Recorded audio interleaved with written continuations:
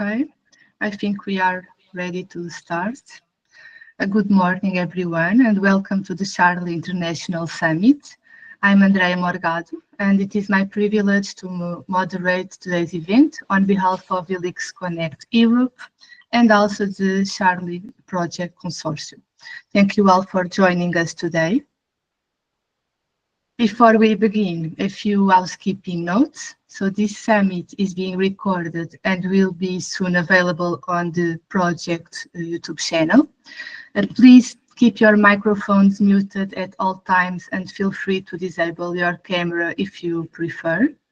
The certificates of attendance will be issued to all participants who join today. And if you have questions, kindly submit them via the chat. We will address them during the roundtable discussion at the end of the program. So today's gathering marks the first meeting of the Sustain Interdisciplinary Forum on AI Ethics.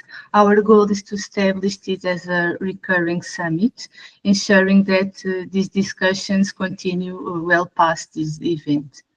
Over the next 2.5 hours, we will review the Charlie Project results, delve into the challenges around AI explainability and uncertainty, examine neurodivergent-led approaches to responsible innovation, learn lessons from the AIRA Project work on algorithmic fairness. We will also explore prompt engineering as an ethical intervention, discuss how social media algorithms shape our daily lives, and share a few sustainability insights, complete a short evaluation questionnaire, and conclude with a roundtable with questions and answers. So please refer to the agenda displayed on the screen for the session times. To begin, it is my pleasure to introduce our first speaker, Ruben Comas from the University of Balearic Islands. Ruben, over to you. Thank you, Andrea. Hi, everyone.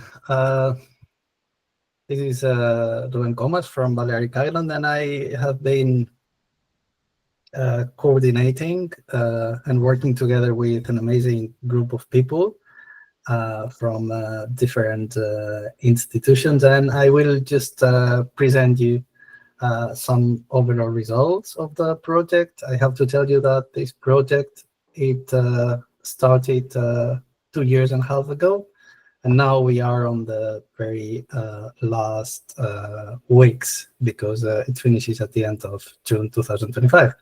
And the truth is that it has been a great personal experience.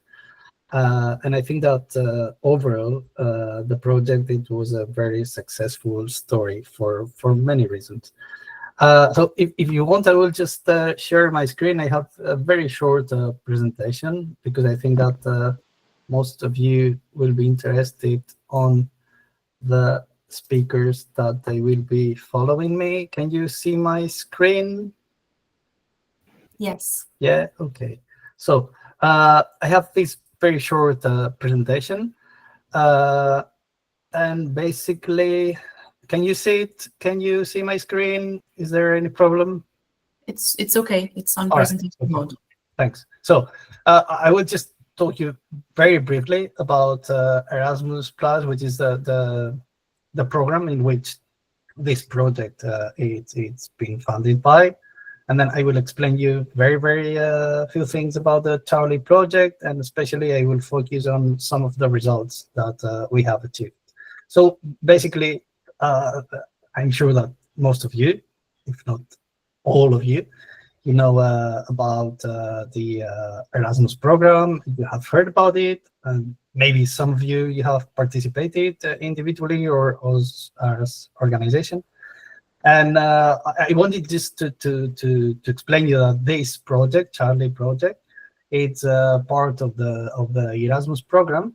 And Erasmus program, it has mostly 3 key actions.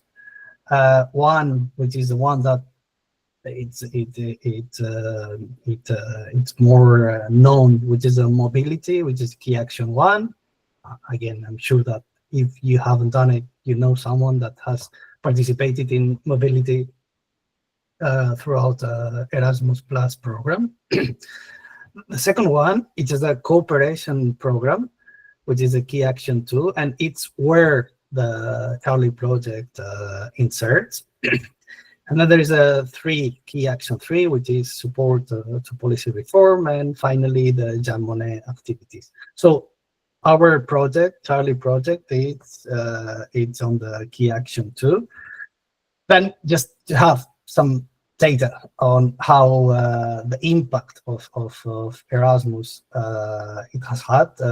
I think that it's one of the most successful stories in the European Union that we can be proud of. In terms of mobility, for instance, these are the figures of how many people they have. Can you hear me? Yes, we can. I'm sorry. So this is mobility, some figures, some data. Then if we go to the projects that have been funded by this program, you can see also that it's increasing. There were some periods that most of it has to do with pandemic and COVID and all that stuff, that it just went a little bit down. But as you can see, the tendency is to go on growing the number of programs and grants and organizations that they have been supported. And if we focus on the type of projects, mostly they have to do with school education, youth, and then with higher education. So Charlie project, it's on higher education. It's a project that its main, not only, but its main target group, it has been focused on higher education. And these are some of the key pillars that Erasmus program has for this period. Charlie inserts in many of these, for instance, in the economy that works for people, because artificial intelligence, as you all know, it has impact in almost everything. It has impact also in the economic and the business field. It also fits on the Europe for the digital age, of course, and also in a way promoting an European way of life. And I think that this is also very important and very relevant, especially today in the situation that we have globally. And also the view of stronger Europe in the world in general terms. Yeah. So, and of course, also push for European democracy. The main topic of the project, the issue of biases, the issue of the problems or difficulties that can be generated throughout artificial intelligence and algorithms and all that stuff. It has impact in many things, and it can have impact or has impact in such important issues as democracy and the way that we organize our societies and our communities. So if we go to Charlie Project, the Charlie Project was submitted to the Spanish National Agency, which is CEPIE. So it's the body with which we have all the administrative and managerial issues. And basically, it has these partners, which is UIB, which is the University of Balearic Islands, where I belong to, in Spain. Then it's ISQE from Portugal. Our colleague Maria Moreira today is here. Then it's ITC, which is a company based in Spain also. They are very skillful in designing and working and developing European projects.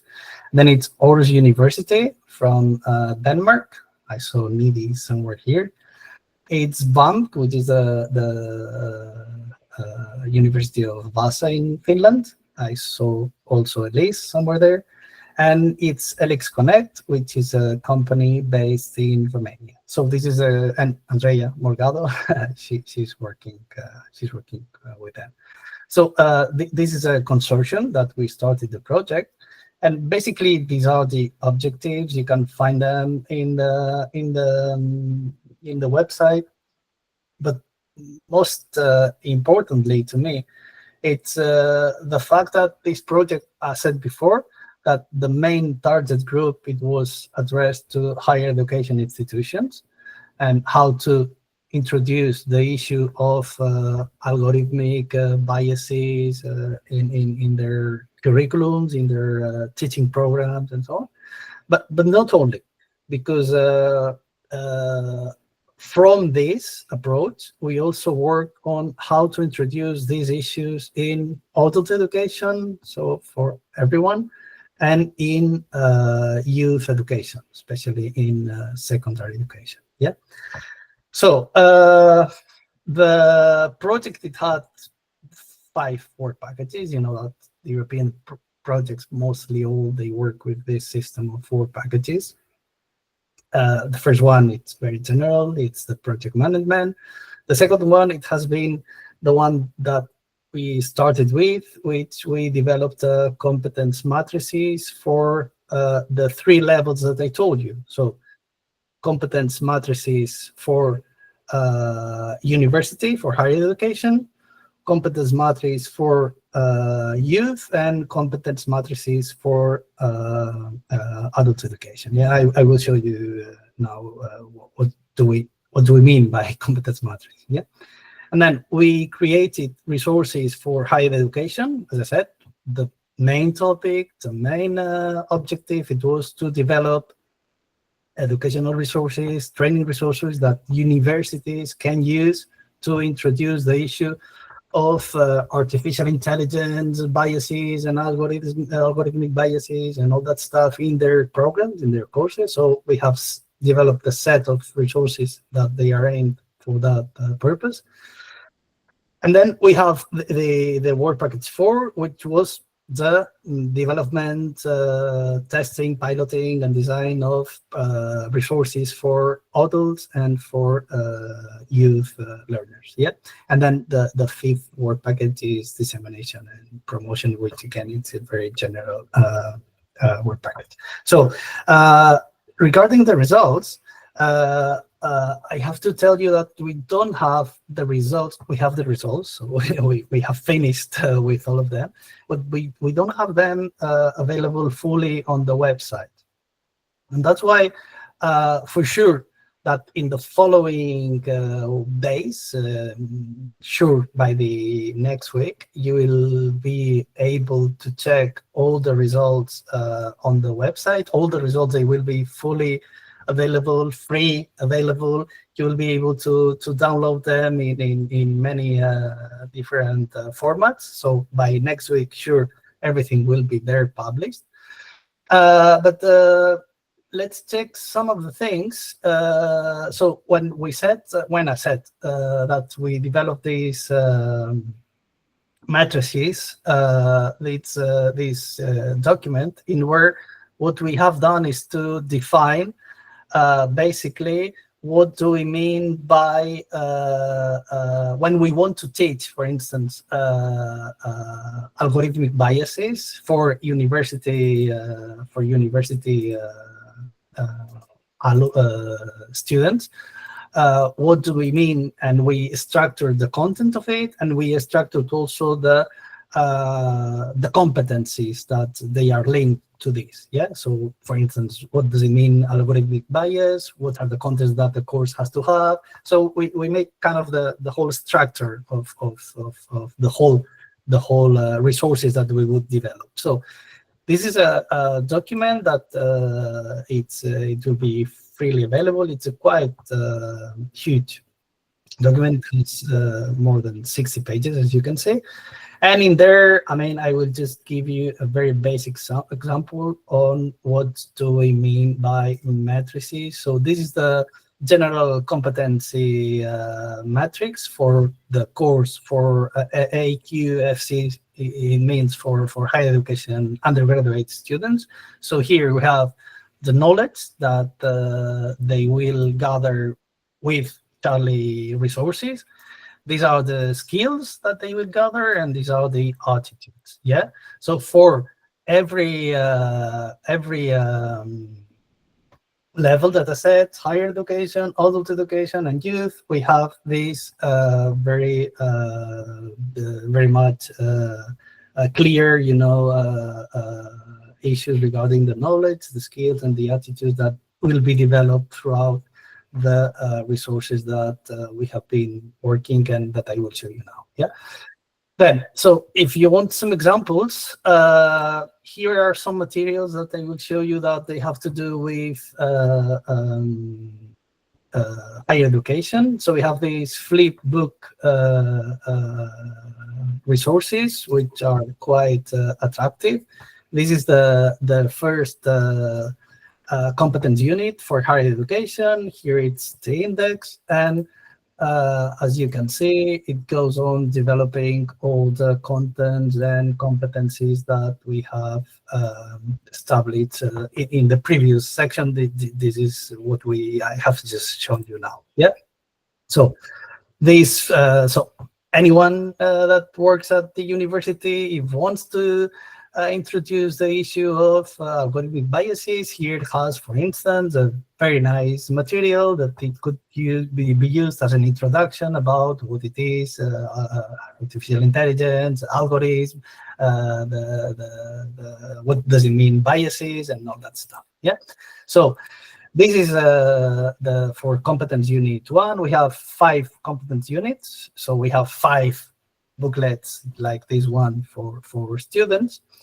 Another example of material that it's for students for higher education is these e-learning screens that, again, they will be all fully available to download on the website, in where, again, this is for the competence unit 1, which more or less it's the same content that I have just shown you on the booklet, but in a more dynamic and attractive way. Yeah. So here also you will find some places in where there are some links to external resources. Yeah. And again, someone that wants to introduce the issue of biases in artificial intelligence in the university can take these materials and use them for good. Then there are also some elements that they are not for students, but they are for teachers. Yeah. So university teachers, they have, for instance, this handbook, which again is quite a big thing. It's over 150 pages at the end. Yeah, in where all these competence units that we have worked on, we have some specific content for teachers on how to integrate them, ideas, how to integrate all these in their teaching. Yeah. Then, if we have also these concept maps, which again, they are one per competence unit. So this is, I am always using the example of the first competence unit, that is the more general. So here it's some concept map that could be also used. If you want to teach, you can say, okay, we will see which are the ethical principles of artificial intelligence. All this, it's on the booklet. All this is on the booklet also for students on the e-learning screens that I have shown you. Here are some issues regarding the ethical frameworks of artificial intelligence, etc., etc. Yeah. Then, so this was for, this is also some, we have developed some resources for teachers, which are exercises, which are example of case studies that they can use. So we give the content, and we give also some tools, activities that they can use to work with their students. This is a case study, for instance, for the competence unit 1. And here we explain So we explain here the description of the task, the description of how to work. This is an activity that we propose that it work in small groups, 3-4 persons, the time that it would take you, what do you need, everything, yeah. And here it's the description of the case study, and here are some activities that you can work with your students, yeah. So it's not only that we provide teachers, university professors with the content, with the resources, but it's also that we provide with some activities that are aimed at working and going deeper on the content. Yeah.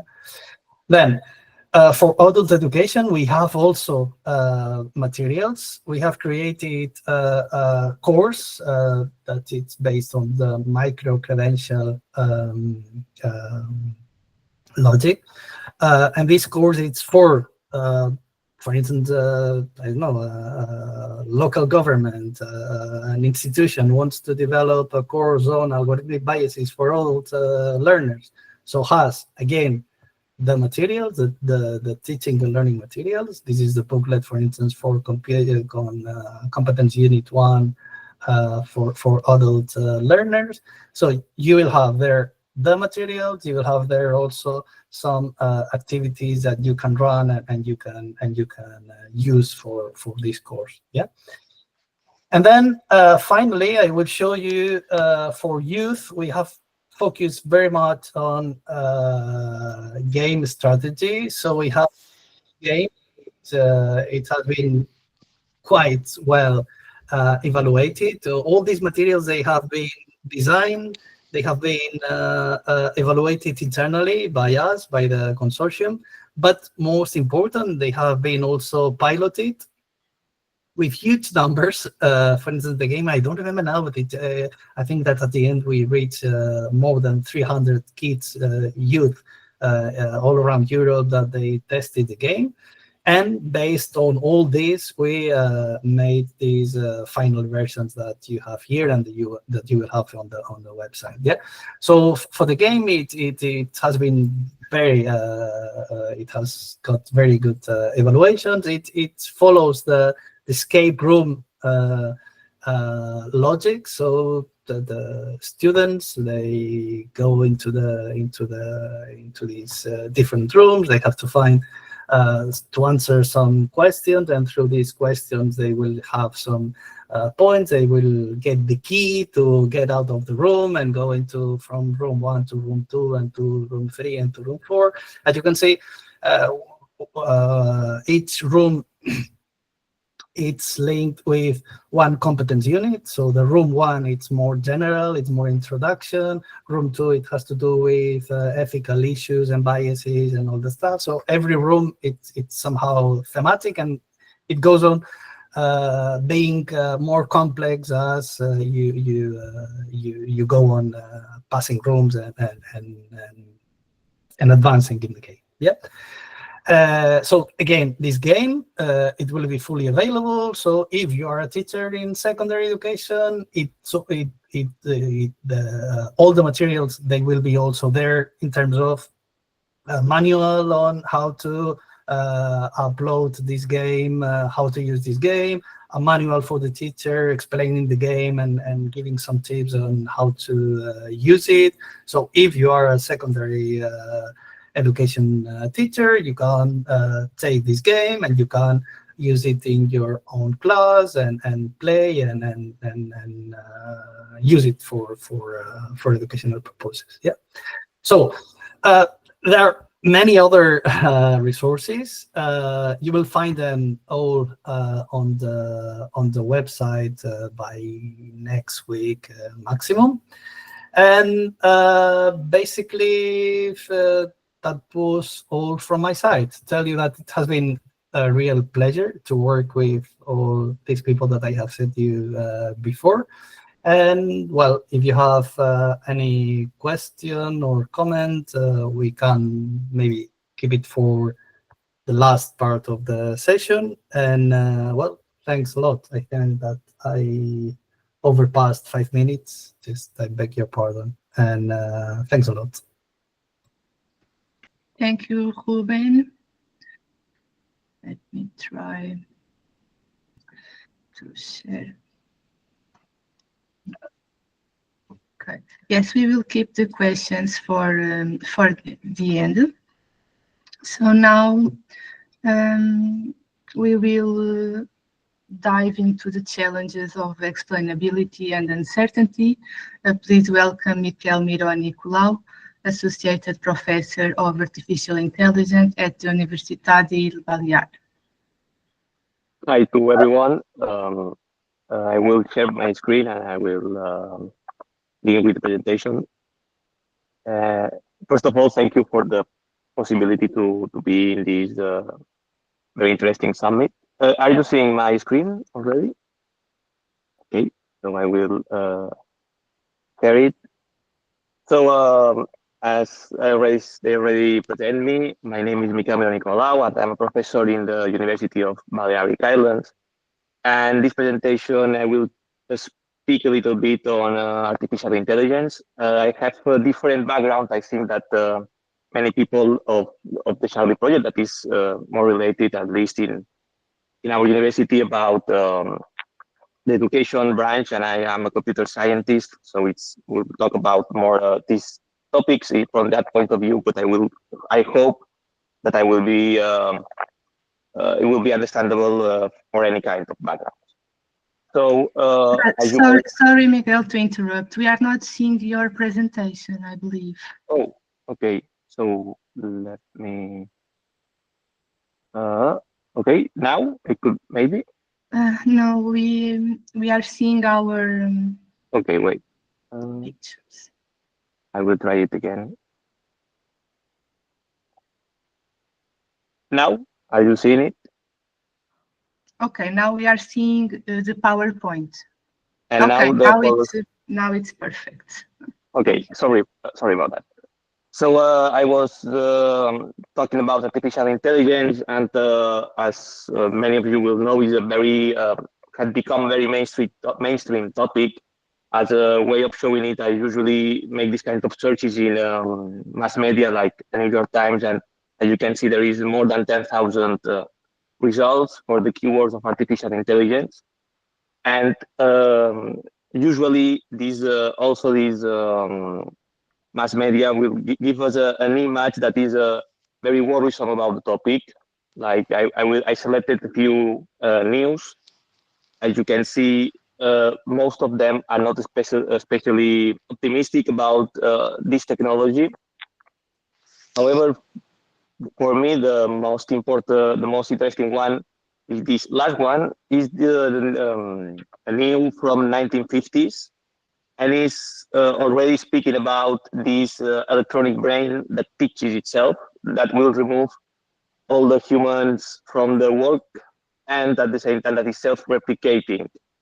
And this was in the 1950s, has been 70 years from this publication, and we are still working, and nothing from this article has really happened until now. So I would like to give you a more academic point of view of artificial intelligence, and to be more realistic, I hope, after this small presentation. So first of all, I will define what we consider artificial intelligence. That is this set of technologies and algorithms. Algorithm means a program designed to simulate intelligent processing machines, such as reasoning, learning, and decision making. Another definition that I like it a lot is the concept of the programs that solve complex problems. So another topic very related to artificial intelligence is what we call machine learning. Nowadays, most of the times when someone speaks about artificial intelligence, is also speaking about machine learning. So mainly the artificial intelligence that is not a machine learning approach, what it really do is that the human defines a set of rules, and from these rules are applied to different data, and from there we obtain a set of answers. But machine learning works in the opposite way. So we have a set of answers related to some data, and from there some automatic algorithm, there is many of them, try to obtain the rules that we will be able to after that to apply it to new data. So it's a different approach, it's less controllable, but it has much better results. So I will give you a set of examples of these machine learning results are applied to many different fields. For example, here you can see applied to medical images. Particularly in this slide, we can see this segmentation task that is mainly what it means is that in an image we identify which parts are really, for this case, of the lung. Also, we are able to do some age prediction. Is also widely used in the automation, particularly in autonomous driving will be very based on machine learning. And also currently there is also this kind of helps for the driving that is based on machine learning. Also all these less important things as these filters from social networks are also based usually on machine learning. And lastly, maybe the most well-known artificial intelligence, that is ChatGPT, is also trained in this, is developed in this approach of machine learning. So as you can see, there is very interesting results applied in many fields. There is examples, I will only give you a few of them, but this field also have a very big limitations, and I will try to talk about 5 that from our point of view, our research groups, are the most important ones and that are a problem to apply this. So the first of them is what we call the black box. And this is the fact that these machine learning models, we know the data that they receive, like an image, we know the answer. Maybe this answer can be if a person has a disease or not, but no one, neither the people that develop these algorithms or the people we will use this algorithm, is currently able to know why it makes this prediction. So of course, if the task is a very non-problematic task, it's not a problem. If you have an image and you want to know if there is a cat or a dog, if you don't really know what it is, a cat according to this artificial intelligence, it's not a problem. However, when we have more complex and more sensitive tasks, as for example, a screening between COVID-19 or not COVID-19, the lack of the ability to know the reasons behind it makes that the results will be much less useful of what they can really be. First of all, because the medical practitioners will trust less a model that we don't know why they say that is a disease or not. That from an ethical and from a law point of view is also very worrisome that we are not able to know why it makes a prediction. So from these 2 points of view, and finally, and I think it's also interesting, from the user point of view, we usually also want an explanation to give us for this kind of very dangerous prediction.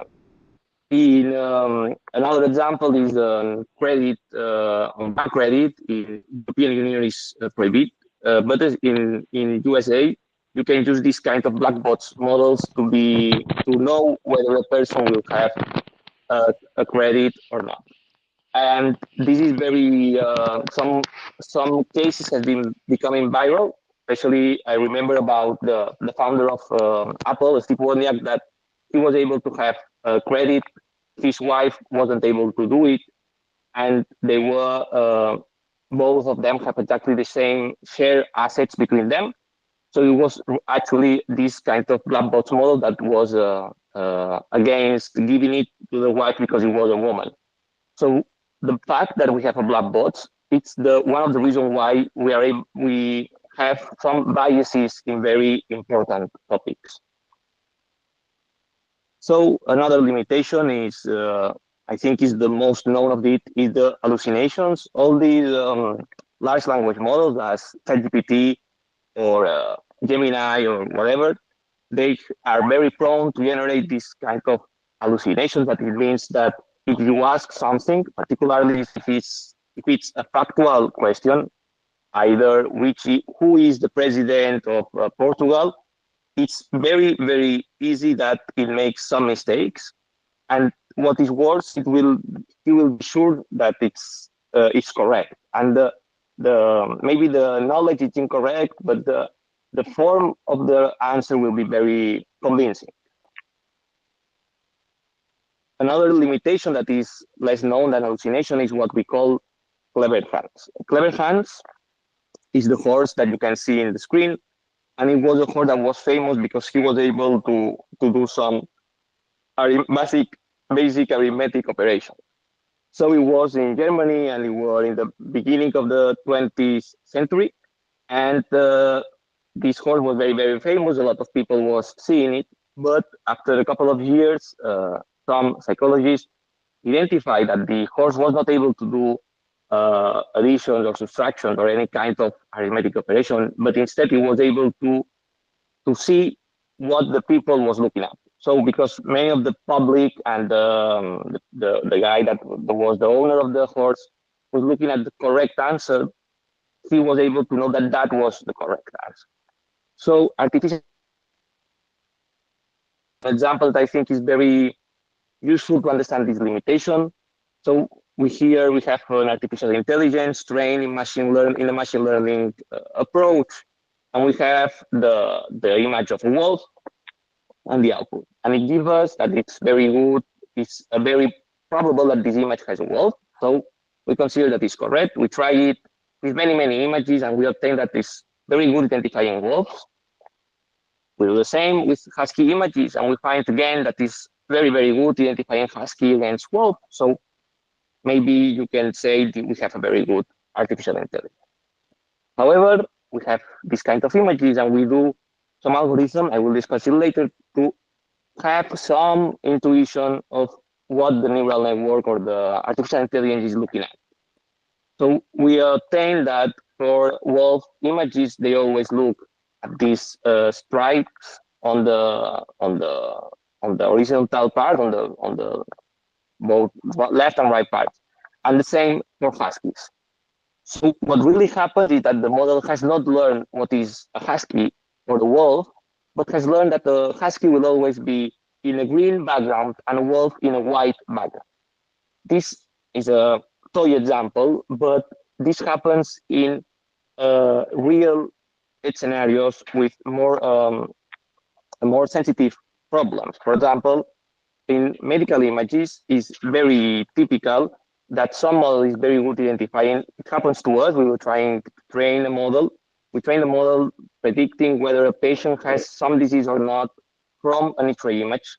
And what we obtained is that it was a very good model, but really what the model was doing is that it was taking whether the patient has some health or poor breathing. That is very clear in the X-ray image. So it wasn't really learning about the disease, but it was learning that that patient that was being treated will be more usual that it has some kind of disease. So it was a kind of knowledge that we are not interested in.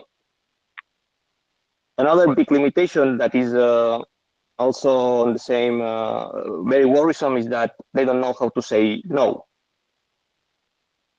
This is a very another toy example that is true.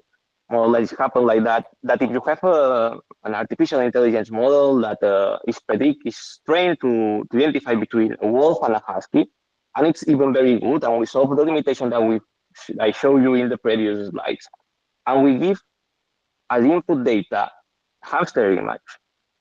Our expectation is that it says that it's equally probable that it's a wolf or a husky, but the problem is that it's not saying that. This is we try it many times, and it's always the same kind of behavior. When you gave an artificial intelligence an image that the artificial intelligence never seen, what actually do in this two classes environment is that it will tell you that is, for example, 100% sure that is a husky, and it does that because these models, they don't really learn in the best option. They only learn what is a wolf and what is a husky, but learn maybe what is a wolf, and all the other images that are not a wolf will be a husky. So this is very clear. We have a hamster image. We don't give it to the artificial intelligence, but we have more complex issues. For example, and this is also true, models, the artificial intelligence models, are very data driven. So if you train these models with images, a lot of X-ray images from the same hospital, it will end up working very good for this particular hospital. So you then give another image that is from another hospital or from another X-ray machine of the same hospital, or that it has been analyzed from of another doctor. It will happen the same than the hamster image, because it's an image that has never been able to train from these different kinds. So it's a very, very worrisome problem that is very, very present in real life. And lastly, and I will be shorter with that part, the privacy. So if you remember, maybe in the beginning of this year appeared this DeepSeek model that is a Chinese large language model. It was very interesting because it was much cheaper to execute it than the American one. So these American companies, OpenAI, Google, Amazon, what they say is, oh, it's very, don't use it. Because when you send the data to them, you will not be able to know what was really happening. So it's very, very worrisome from a privacy point of view. Okay, but when we use ChatGPT, many people use it, we also have exactly the same problem. So I once again, I put you two news on OpenAI and their practices. So first of all, they use any kind of data, even if it's copyrighted, even if it's from a very well-known company that is able to defend itself. So I'm 90% sure that they will use all the data that we gave them to train new models, even if we don't really want it. And secondly, they have a very interesting ethic, because they have been able to do this kind of stuff to remove the information that more, I suppose, it's very worrisome, the information that they destroyed for their interests. So the privacy concerns are equally important both for ChatGPT or for DeepSeek or for any company. So because our data is already, we lose the control of our data. So now the last part, I think I have at least 5 minutes and to finish, is what we do to try to solve these limitations from the research point of view.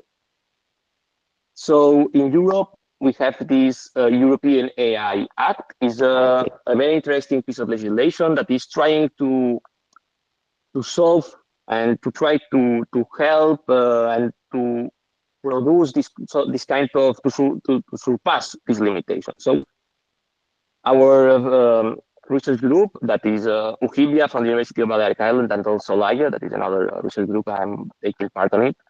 We do these two approaches to do so. First of all is and is also mandatory from this European AI Act, that is the transparency. So this law is mandatory for this law to make some important decisions, to be able to know the reasons behind this decision. And the field of study that is trying to do this is what we call explainable artificial intelligence. It's a very interesting field of study. Many people are working on it all around the world. And what we did, or what it based usually, is to try to have the explanations, adding some new algorithm to this artificial intelligence that is a black box, and trying to use it to explain the reasons behind it. So we have this, what we call explanation. Here in the image, you can see two real examples of explanations. Particularly, this is a very simplified version of a heat map. In what we call a heat map, we mean the importance of each pixel to do a prediction. So in this case, the yellow regions are the most important parts, according to our artificial intelligence, to make a prediction. As you can see, is a field of study that is currently working on it. These kind of explanations maybe are not so useful for a professional. So this is the reason why we are also very centered on the second part of the second line of work, that is trying to combine this explainable artificial intelligence with the final user. So our goal is to make what we call trustworthy AI. Is also a part of this European AI Act. And what we trying to do is to know, okay, this is the explanation, this is the model, this is the prediction. Here you have an example of what I mean. And we want to know whether some professional medical practitioner will really trust the system. So what we have found is that more or less we define 3 types of hypothetical users. What we call perfect user, that is a user that only trusts the correct predictions. A trusted user is the user that only trusts all kind of predictions. And finally, untrusted user is the one that never trusts the system. So after doing some experimentation with real professionals, what we find is that most people is really an untrusted user. So never trust the system, even if we have explanations or other elements to help them. So what we think is that there is an important algorithmic aversion, that it means that these people don't want to use these techniques because they are an artificial intelligence. So it's important to really work on more transparency to provoke this trust in the system that we will help in the future, we hope, to the practitioners. So this is all for my part. Thank you very much for the opportunity again. Thank you very much, Miguel, for guiding us through those fundamental questions. So our first speaker is Raquel Lebre from Impact Sci, who will discuss how neurodivergent perspectives are reframing responsible technology development. Raquel. Thank you, Andrea. I will share my screen.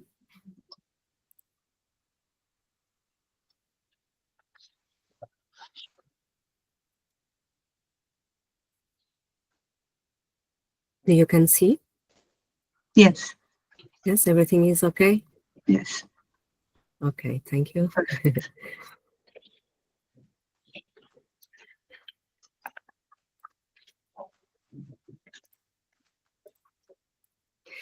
So, good morning. This presentation is called Designed to Disrupt because it challenges not only what is seen as innovative, but who is permitted to innovate. I am Raquel Lebre, Learning and Development Project Lead at Impact Sci, a neurodivergent-led organization working across research, education, and inclusion. I speak not only from professional experience, but from lived experience that lends as shape this work.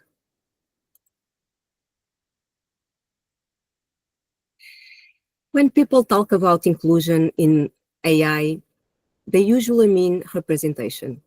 They refer to more diverse datasets, better demographic sampling, or more voices on advisory boards. But this is not the same as structural inclusion. What if inclusions change not only the faces in the room, but the very shape of the room, and the questions that are asked inside? This presentation invites you into a different way of seeing innovation.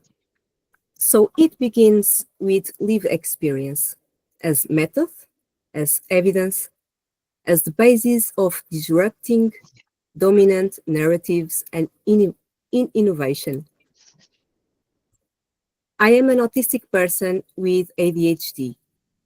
What I share is not representative of every autistic person, but it is a grounded narrative through which to explore how innovation frameworks often ignore the bodies and minds they affect. Today is 18 June, Autistic Pride Day. It is a day not about awareness or acceptance, but about autonomy, community, and resistance to deficit narratives. Presenting this work on this date is not symbolic. It is structural because pride for autistic people means reclaiming the right to define ourselves and to lead the systems that transform the systems that shape our existence. Before moving on, let's define the concept of neurodiversity. Neurodiversity is natural variation in in how human brains function, how we process, learn, communicate, and relate to the world. This is my story. I grew up in silence, not because I didn't know how to speak, but because language didn't always feel like mine. At 4, I began swimming lessons. Being in the water became one of my favorite places where my body and my sense made sense. At 8, I started studying music. A year later, I joined an orchestra. That's when I discovered something essential. Expression didn't need to be translated. It could emerge through pattern, through structure, through harmony. It was a language I recognized. These were my escape routes. These hobbies didn't need interaction with others. I was a reasonable student. I loved to read, but not school books. I preferred questions that weren't already answered. Socially, I was often outside. Not because I chose isolation, but because I didn't disrupt the expect. And if you don't disrupt, people assume you are fine. But silence is rarely neutral. High school felt unsafe. I suffered bullying and I did not have the language to explain what I was experiencing. I started observing human behavior, a lot to try and adapt to it. I achieved good academic results. Internally, I was masking all the time. The effort to appear regulate, social, and focused came at great personal cost. I had a normal university life, at least in the eyes of others. But I felt fragmented, exhausted, and emotionally displaced. In adulthood, I moved between various jobs: marketing, human resource, operations assistant, and more. The roles varied. The pattern did not. I lacked professional stability. The price of fitting into normative system was too high. I performed as I expect, but behind that mask was chronic anxiety, burnout, executive dysfunction, and emotional fatigue. The performance of normality came at the cost of identity. Nothing felt meaningful. Everything changed when I received my autism diagnosis at 30, followed by ADHD a year later, bringing with it clarity, grief, validation, and empowerment. I realized I had never been broken. What was broken was the system that never accounted for natural variation of brain's function. Diagnosis was not the end point. It was the starting point of transformation. Advocacy became a form of survival and purpose. In 2020, I co-founded the Portuguese Autistic Voice Association, the first autistic-led self-advocacy association in Portugal. I began developing national and European projects to ensure that autistic people were not simply studied, but actively shaping inclusion frameworks. In 2023, PVA and Impact Sci formed a partnership. In 2024, I joined the team. The work now bridges two vital practices: self-advocacy and system design. I fight for the rights of autistic people and also contribute to building inclusive structures through research, training, and applied practice. So, my disability didn't limit me, but structures around me did. Despite decades of inclusion in initiatives, fundamental barriers remain. Why inclusion still fails? In the UK, only 22% of autistic adults are in employment. Representation in research and innovation leadership is even rarer. Neurodivergent people consistently demonstrate strengths in systems thinking, pattern recognition, and novel problem solving. Yet most systems are designed in ways that exclude these capacities. This is not a pipeline issue. It is a structural design problem. Responsible research and innovation was developed to ensure innovation aligns with societal values. It advocates for ethical foresight, public engagement, and inclusive outcomes.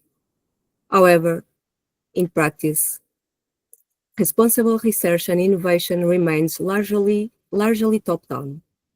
It favors formalized process and abstract publics. It often fails to embed lived experience at the point of design. This absence is not accidental. When neurodivergent research led, different questions surface. Priorities change.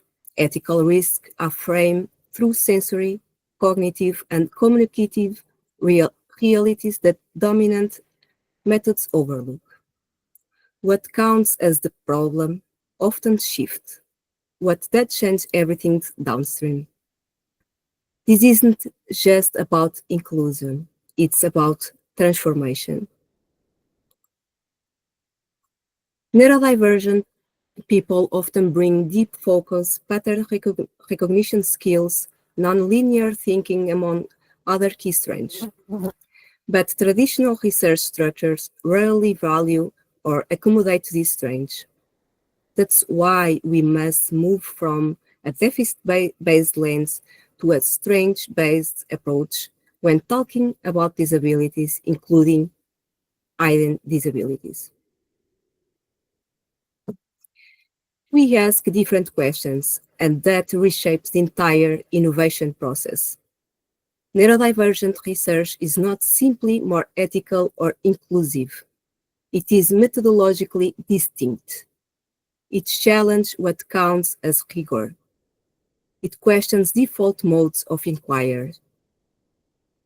Traditional research often uses consultation to validate a predetermined process. Neurodivergent-led research begins with co-creation.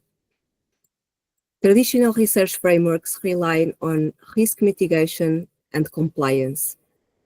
Neurodivergent-led research prioritizes cognitive and sensory mapping and anticipates structural harm before it scales. This shift is not minor. It reorients the entire process of innovation. This kind of research does not just document difference. It interrogates power. It challenges assumptions long considered neutral. Methodological disruption occurs when the structure of research itself is reshaped, not only in its outcomes, but in its premises. In many projects, co-design is treated as a movement where marginalized groups are invited to provide feedback on an early finished idea.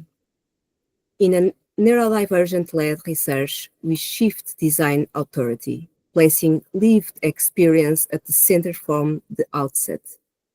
It's not about asking for input. It's about asking different questions altogether. This also changed the ethical lens.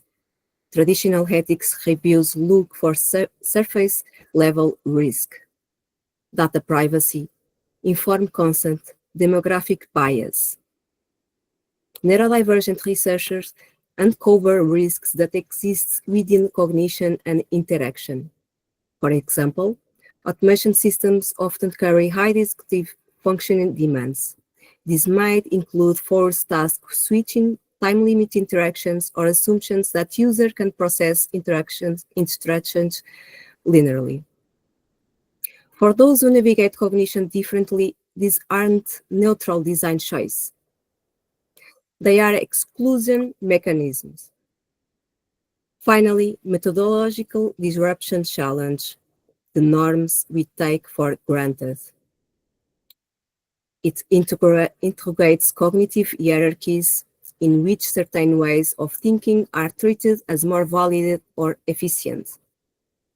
It identifies a place assumptions baked into everything from user flows to success metrics. And it resists the idea that scalability must be the endpoint of all innovation. Sometimes systems should remain specific, relational, and local. Let's take a moment to see how Impact Side is a neurodivergent-led blueprint. At Impact Side, a social enterprise founded in 2022 with the mission of developing innovative, inclusive educational methodologies and tools specifically designed for neurodiverse learners, ensuring that their educational journeys are both effective and meaningful through customized, scientifically grounded approaches. Our work is powered by neuroscience, community collaboration, and lived experience. The goal is not only accessibility, but transformation. We don't just work on innovation, we change how it's defined. Three core principles define our work. First, scientific grounding through neuroscience and cognitive research. Second, leadership and authorship by neurodivergent experts. Third, alignment with European Union and global policy commitments, including the Pact for Skills and Global Disability Summit. Inclusion is not afterthought, it is a design foundation. Impact Side is engaged as partner or associate partners across several projects, such as Shift, Wellify, Charlie, Activate, and others, where we embed co-design methods, implement training systems, and prototype tools for neurodiverse communities. These are not pilot experience. They are operational blueprints for structural change. Internally, we practice what we advocate. Co-creation methods are accessible. Lived experience leads design. Internal operations reflect the values we promote externally.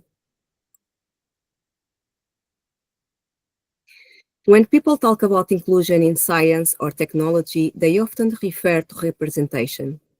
More seats at the table, more diversity in panels, or in user testing. But that isn't inclusion in its full sense. Representation focuses on who is seen. Inclusion must ask, who gets to frame the question? Who defines the problem? Disruption is not dysfunction. It reveals fragility systems in systems that claim universality. Neurodivergent teams anticipate ethical misaligns early. They develop scalable designs that center the most marginalized. This makes innovation ecosystems more resilient, not less.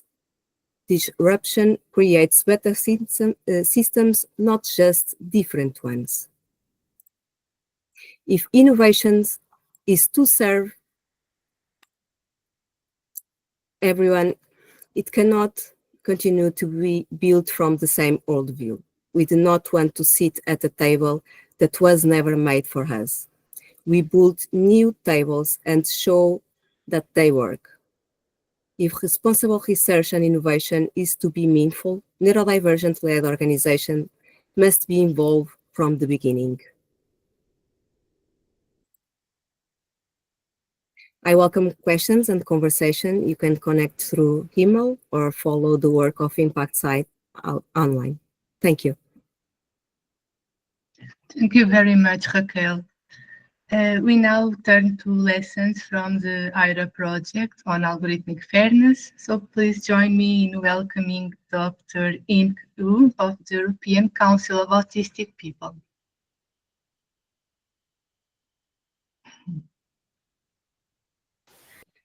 Yeah, hello, I'm Imke, and many thanks for the invitation. And this has been a really, really fascinating event so far. And also thanks for Rachel for your paper, which really perfectly relates to what I'm going to say, because arguably, you will see some of what you've been describing about this kind of neurodivergent research and participatory research, and also autistic-led research in practice with our project. That's because that's what we're doing. And actually, as it happens, 2 years ago, I was in Lisbon for a wonderful conference organized by your organization. So it's really lovely to see you here and have you and listen to your paper before my own. So I'm now trying to because I've never done that with I'm joining you through the browser, and I've never shared my slides through through Google Meet. So no, it's Google. Yeah, it's Google Meet, I think. So can anyone explain me where I can share my slides on this? Sorry. No, it's fine. And if you can't, I can share for you. So, but let's because try. I sent you. You noticed that I sent you the yes, like a revised version. So. So in the bottom you have the icon of a camera, and on the right the icon of a computer with an arrow pointing up. Ah, yeah, I see. Yes. Okay. So if you click there, you then select the screen. Yeah, it just basically I open my my presentation. One moment. So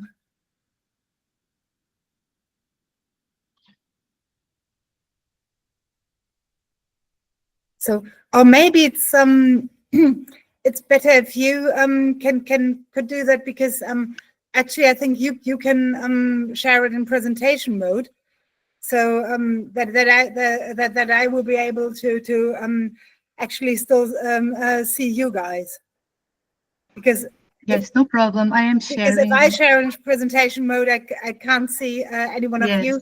And sometimes also then switching to the next slide is complicated. So I think that's I believe now it's sharing. Yeah. Okay. So yeah. Okay. Thank you for sharing. Whenever you want me to change the slide, but I think no. This is still the old version. So I'm going to try and share the screen with our. Give me just a second. Just a second. Let's try to find this new one. The one I sent you yesterday. I'm sorry for the complications. No, it's fine. Okay, I think so it's this one. I had some amendments and also shortened it a bit. So let me see. Okay, I will share again.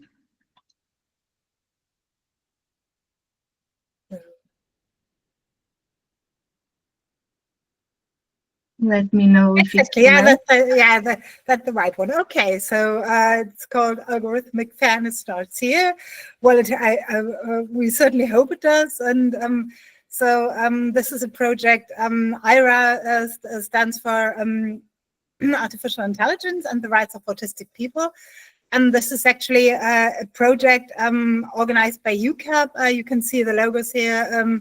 The European Council of Autistic People. We're an umbrella organization of autistic advocacy organizations throughout across Europe, founded in 2019.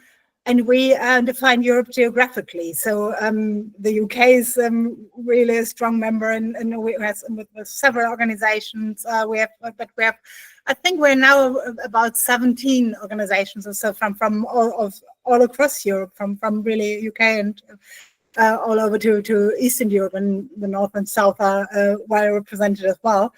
And this is funded, actually, generously funded as a originally 2-year project, now the 3-year project, and we still might go further with this. So we'll see, which is generously funded by the European Artificial Intelligence and Society Fund.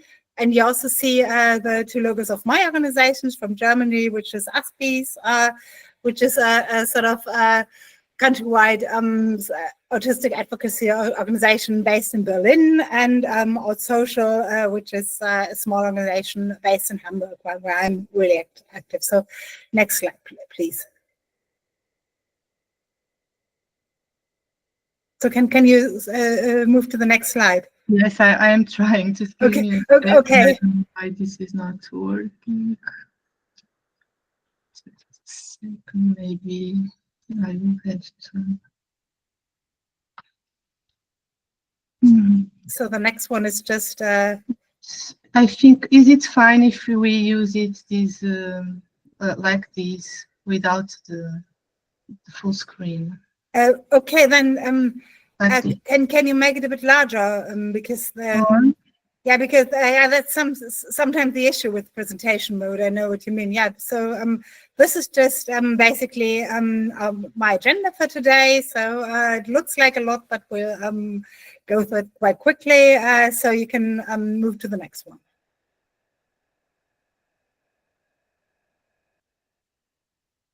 Yeah, as I said, it's a 3-year project, and our aims are assessing the use of AI-assisted technology in research pertaining autism. So AI-assisted technology, we define that really broadly.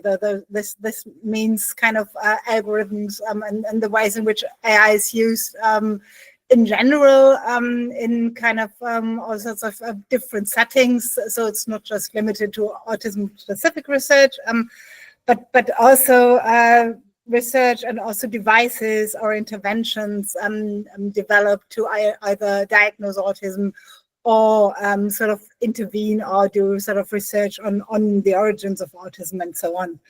And so we want to, which is really kind of like the heart of at least the first part of our project, we aim to map the attitudes of the European autistic community towards AI.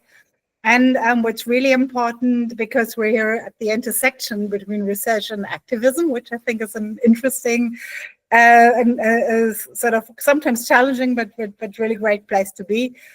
Develop capacity of member organizations of UCAP and also the wider autistic community in Europe to advocate for autistic people in actually all sorts of matters related to AI, and to influence policies, legislation, research, and industry, because of course we want to make things better for autistic people and take our sort of part in ensuring that AI is used in ethically responsible ways and in ways which are emancipatory for the autistic community, but also for society in general. So next, please. So in year 1, we started, which was the year which was most focused on research. We started with 6 autistic researchers from 6 different European countries, actually, and also with different academic and professional backgrounds. And you can see it's really sort of a wide range. I myself am from the humanities and cultural studies, but we had also people from psychology, biology, linguistics, IT, and pedagogy. So it's we're quite an interdisciplinary team. And what we did in this first year was really the heart of our project is a survey mapping autistic people's opinions on AI. We did a literature overview on research doing on AI and autism, sort of research using AI in the context of autism research. and networking with an ecosystem of grantees. That sounds very fashionable, and it's really interesting that we kind of had this kind of international collaboration, basically. And trainings for the project team are UCAP board members and activists around Europe. So this is really even more than the first year, and extensive input and reflections from autistic people. So next slide. This is our literature overview. We covered the years all through 2022, and this was done in 2023. And you can really see, so we had to sort of, we identified 4 fields where we discovered really many publications focusing on autism and AI, and those fields were diagnosis using sort of AI or machine learning in diagnosis, in interventions for autistic people, which might be therapy, but also pedagogical interventions, so all sorts of different types. Biomedical research with another big field, and then the fourth field it's kind of just other, which also meant some of those were more emancipatory users, or stuff like personalized tools, assistant tools for autistic people or the autistic community. And you can really see with diagnosis in particular, you can see a steep increase in the use of AI in research pertaining autism in the time we covered from, I think, 2010 it was to 2022. And this was I won't focus on the overview for the remainder of the of my presentation today, but this was really impressive. And we've you can see our research report on the UCAP website, which I might after my presentation might put in the chat, and you can see a resource page where you can see more information on this. But really at the center with the online survey on autistic people's knowledge, perception, and needs. So which was very important. So next slide, please. So the survey was live on WebReport from 1st October to 21st of December in 2023. So it was just for 3 months. And we managed to have it available in several European languages: English, Dutch, French, German, Spanish, Portuguese, Italian, and Finnish. And then the results were translated into and analyzed in English. As you can see, it covers quite a wide range of countries. We also had people from other countries who answered the survey. Many of those who were answered it in English if their language was not available. But unfortunately, of course, just because of our capacities, we couldn't cover all European countries. And really what you can see is that the like Eastern Europe is really missing, which is a limitation, and something we will address like in further research, which is kind of has to do with who was working on this. But so it's not really balanced, but still it covers quite a wide range.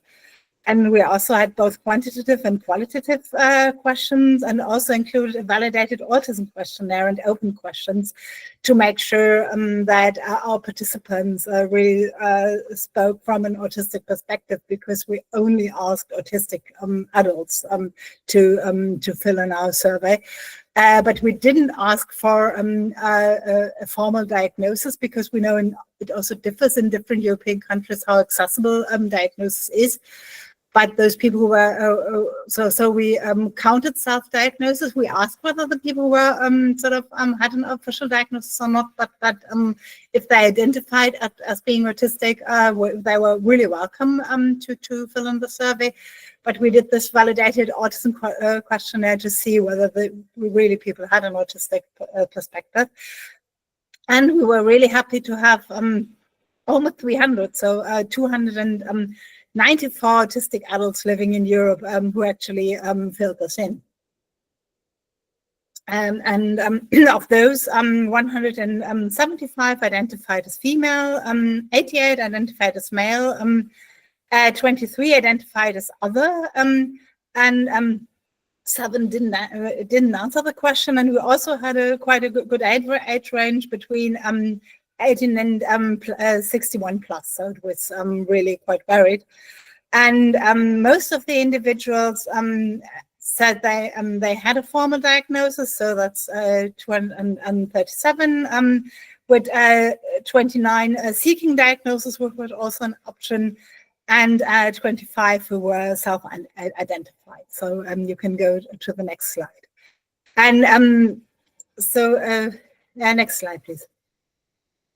This is just a map which we developed when we sort of analyzed our qualitative data.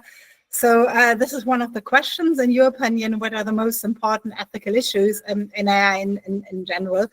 And we identified different codes, which was improvement of development of AI, regulation, which was really, really crucial for our participants, privacy and security, and potential increase of inequalities. That was really a worry, and another major concern was misuse of AI. So this is just an example of how we did our qualitative analysis and how we developed those maps. So you can go on to the next one. And regulation of AI was really a major theme, and people. So these are actually direct quotes from the survey. And the sort of need of regulation was one issue which was mentioned again and again, and also ensuring that data is used appropriately and safety and privacy issues were mentioned. Also, the idea of keeping AI from becoming too powerful and acting on its own accord. So this is an issue which is present. Sort of, it's not just autistic people were sort of thinking about this, but it was really something which came up quite quickly with our participants. So next one, please. And really potential, particularly with algorithms, potential increase of existing inequalities was really arguably the main issue people addressed in their replies. And for example, they said something about AI used to capitalize and its use on replacing private sector workforces. So this might lead to mass unemployment and socioeconomic division, rise in economic inequality, but also kind of more subtle sort of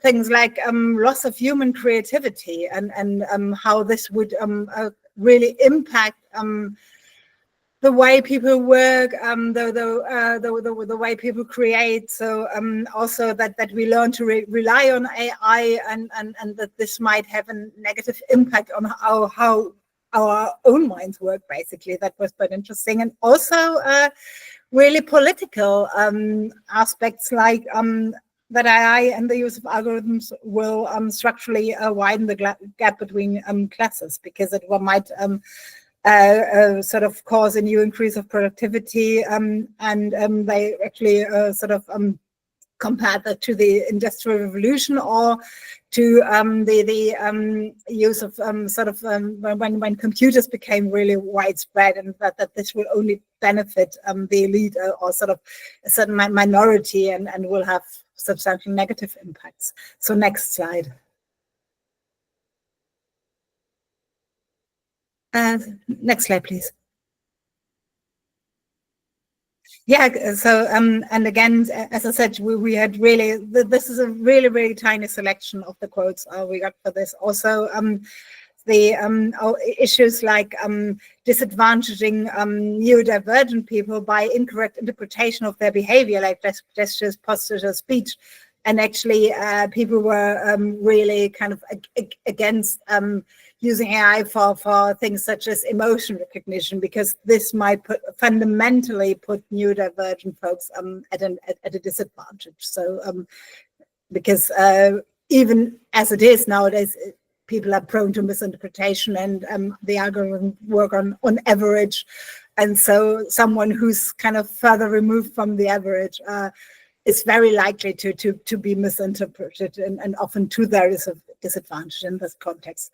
Also, the increase of loneliness, sort of less human contact, increased isolation. So those are really concerns people mentioned.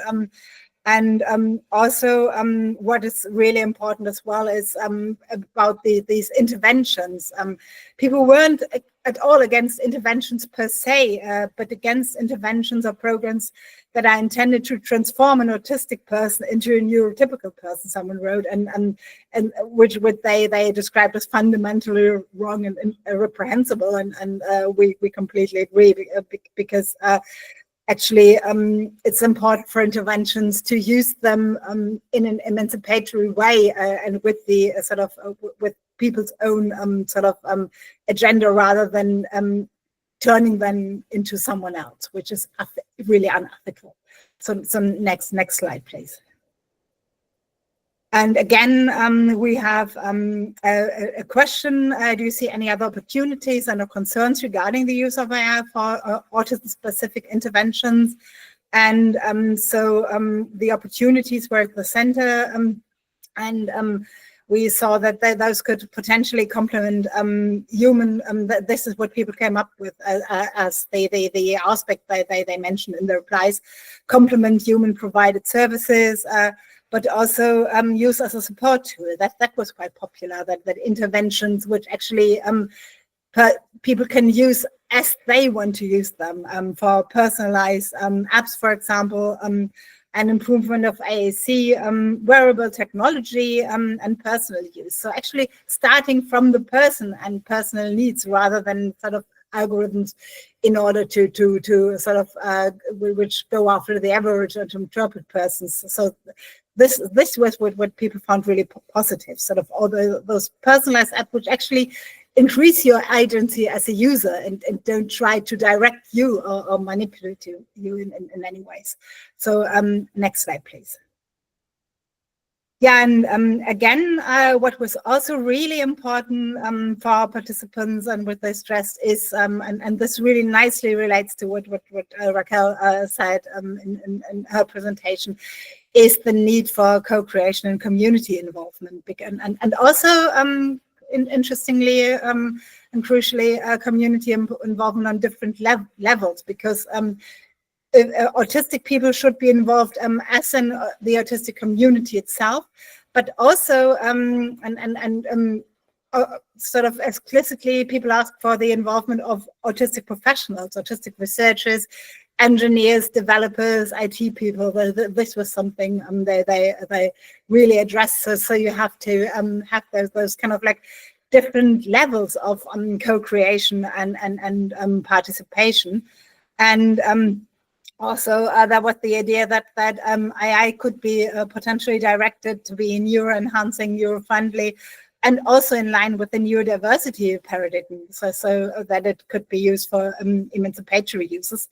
But also, people who are really aware and about sort of potential inequalities which go beyond autism and neurodiversity, so that it's important to have as diverse a group as possible, so that you have all sort of different perspectives in order to really kind of create good products which don't marginalize groups which are already marginalized, and also or create new kind of ways of marginalizing people, which would of course be just as problematic. And also some people mentioned concrete numbers, like someone talked about a control board, which would be made up of 50% autistic people. So I really like that. So that's why I want to show that to you. Next one, please. Yeah, and again, this is a question we had, and our map which we developed from there. In your opinion, what steps can be taken to make sure AI is used ethically in autism research practices and diagnosis? And people talked about the improvement of AI itself, but also about regulation, which they really stressed. And again, as you just saw, autistic community involvement. So next one, please.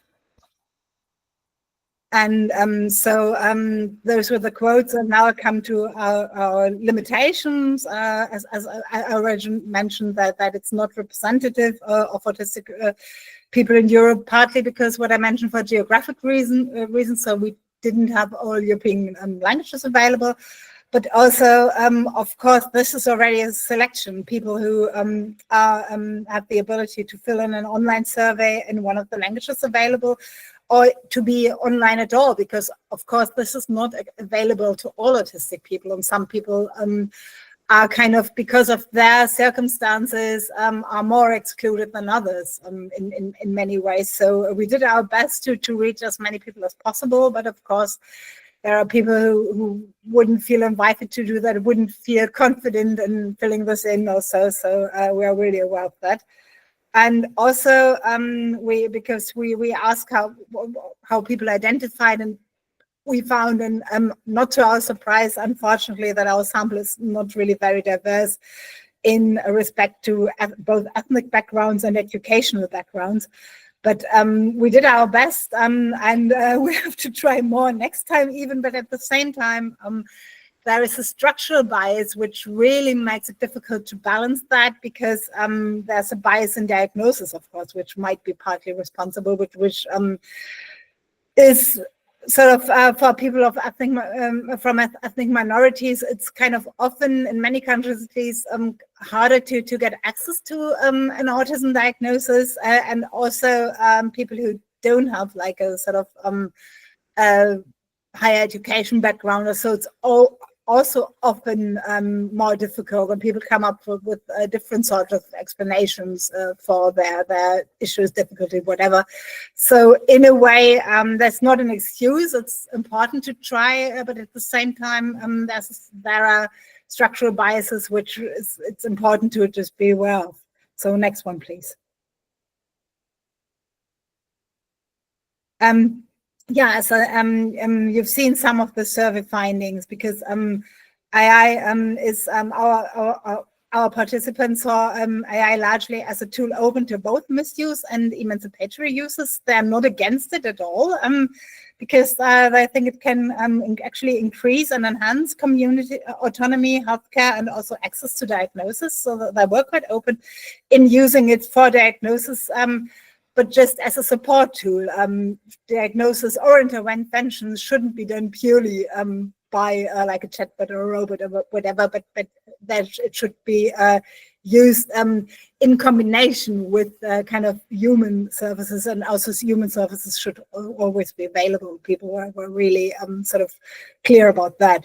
And to be supportive, it has to center individual characteristics and needs. So it shouldn't go for the average, basically. And at the same time, inbuilt bias and over-reliance on AI can limit access to diagnosis.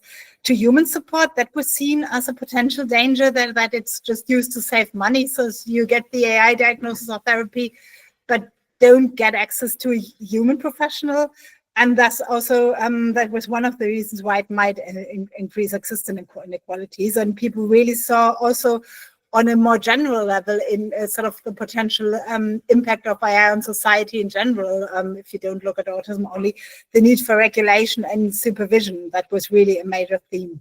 And also the autistic community should be involved in that. People were quite aware of that. So also, there were really concerns about further marginalization for people with higher support needs. So even though most of all participants don't have higher support needs, this was really mentioned as a major issue, and also potential disadvantages and sort of discrimination or marginalization for other minorities. So our sample were really aware of those issues. And potential misuse and also commercialization of healthcare that was and social services in a capitalist society. So actually it's happening in the society we live in. And so what is this used for and how it is going to be used? This was really questions people addressed.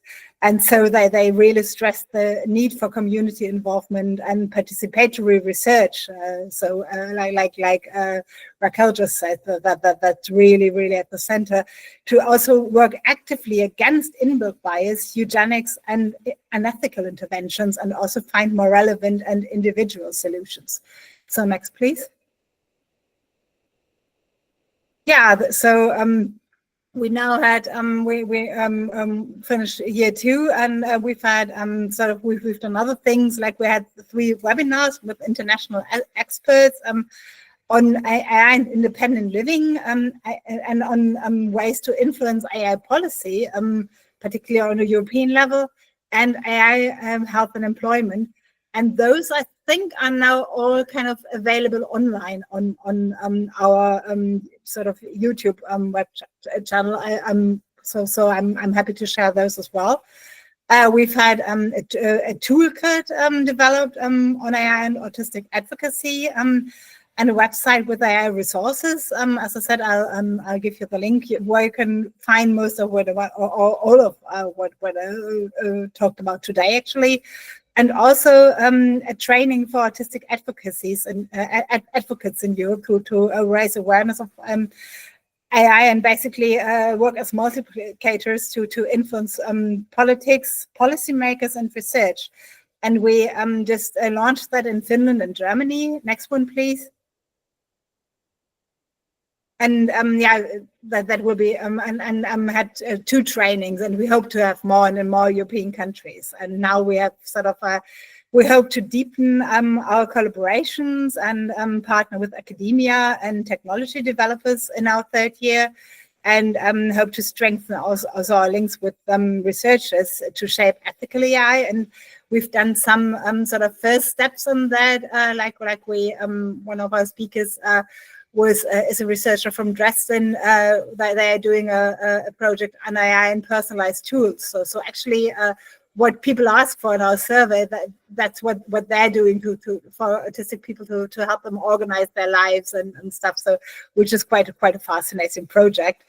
And we also hope to integrate our finding with other ongoing UCAP projects, which is Activate and Neurodem projects for autistic young people, youth, and young adults, actually.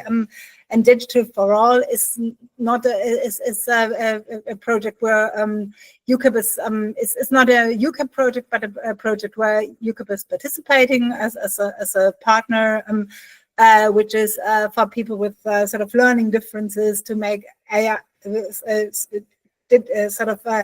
like digital devices and the digital world really accessible for everyone, because in the way in society as it works it's now, it's really a human right, and you're excluded if you don't have access to the digital world at all. And we also continue to develop, create accessible materials to ensure that autistic youth researchers and also allies are included and empowered to shape ethical and also inclusive AI. And of course, it's important when the project is finished to sustain the impact. And so our findings and tools will have on through UCAP's work, will also be remain available on our website. And we hope to provide continued support for autistic-led advocacy beyond 2025. So next one, please. Yeah, so those are the pictures from the training, by the way, from Finland and Germany. This was February this year. So thanks for your attention, and I'm happy to take questions, but it's I think we'll have the next paper first and then questions at the end. Okay. Thank you very much for your presentation. Just a second. And thanks for assisting me and supporting me with this. No problem. No problem. And now we have Emilia Benchicio from Elix Connect Europe talking about prompt engineering. Emilia? Thank you, Andrea, and hello, everybody. Just give me a second to share my presentation.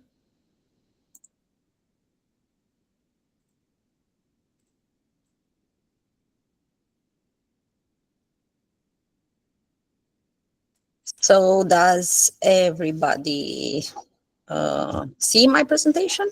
Now we can see the PowerPoint is not in presentation. Okay. I'm going to put it in presentation mode. Okay, so is it good now? We are still seeing the PowerPoint, not the presentation. Not the presentation. I think for you to change it, I think you have to stop sharing and then share again. Okay.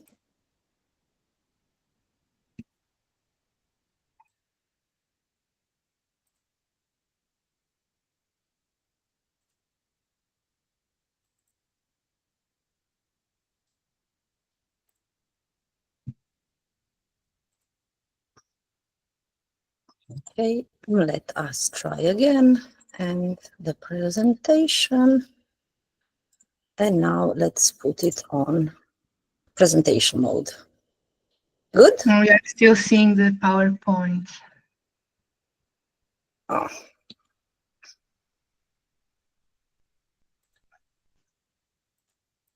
But if you want, you can do as I did, like maximizing. Yes, I can. I will do that. Maximizing my slides and then.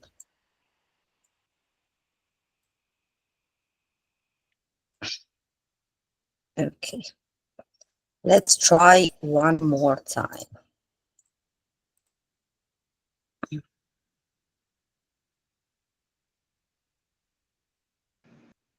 Okay, we still see the PowerPoint.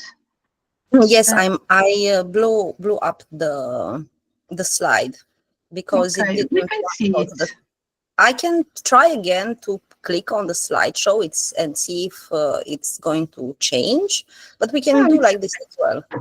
It's fine. Okay, perfect. So, first of all, I would like to introduce myself. So I am Emilia Binchiciu. I am a research scientist specialized in industrial engineering and material science. As you can see, I am not an IT expert, but I do use generative AI in my day-to-day activity, and I have received and I have seen an increase in my own productivity. So thus, I would like to discuss with you a little bit about the advantages of using generative AI and also about some cautions that also my previous colleagues and speakers mentioned. So first of all, let us discuss what is generative AI. So generative AI is an artificial intelligence, a software that can create, that can generate diverse content function to a digital user or a physical user specification. So basically, if either human wants to develop a text that he is not necessarily fully familiar with, or an image that he does not have the coding skills or the graphical skills to produce, he can now use generative AI to produce all of these digital footprints. So for example, as I said, it produces text, it produces images, it does code, music, and videos, and so much more. The future is vast, and we should expect a lot of innovation when it comes to AI, and also, very important, the co-creation between generative AI and humans. Some examples of generative AI software is ChatGPT. Most of us already know about it and use it. Copilot, Sora, GitHub, MindJourney, DALL-E, Copilot, Gemini. There's a lot of software that is available now and can be used by general users. Also, these types of software have a demo version where users can familiarize with themselves with the content they can create and the way generative AI can help you develop your projects, even if they are personal, even if they are professional. So basically, you can think about generative AI as your digital co-creator. So next, I would like you to imagine that this presentation was co-created, co-written, and co-designed with the help of AI. And it took AI under 10 seconds to do this. Everything from the text, from the images, and the structure of the presentation was generated by an AI in less than 10 seconds, function to a prompt that I generated personally and then introduced into the software. So it created the presentation. Basically, it reduced my work time from, let's say, 40 minutes, 1 hour, the time it would have took me to make it, even more if we think about the pictures. And it allowed me the possibility to have this in a matter of minutes. So what does this mean for the future of creativity? Basically, generative AI removes the technical barriers that we have.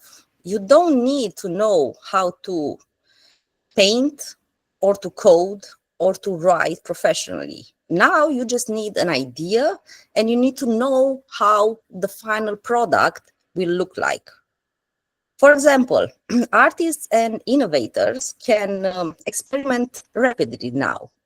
AI can help with variation, with styles, and can format instantly, enabling bold and creative risk-takings without the high cost of time and the financial cost that it used to have in prior day.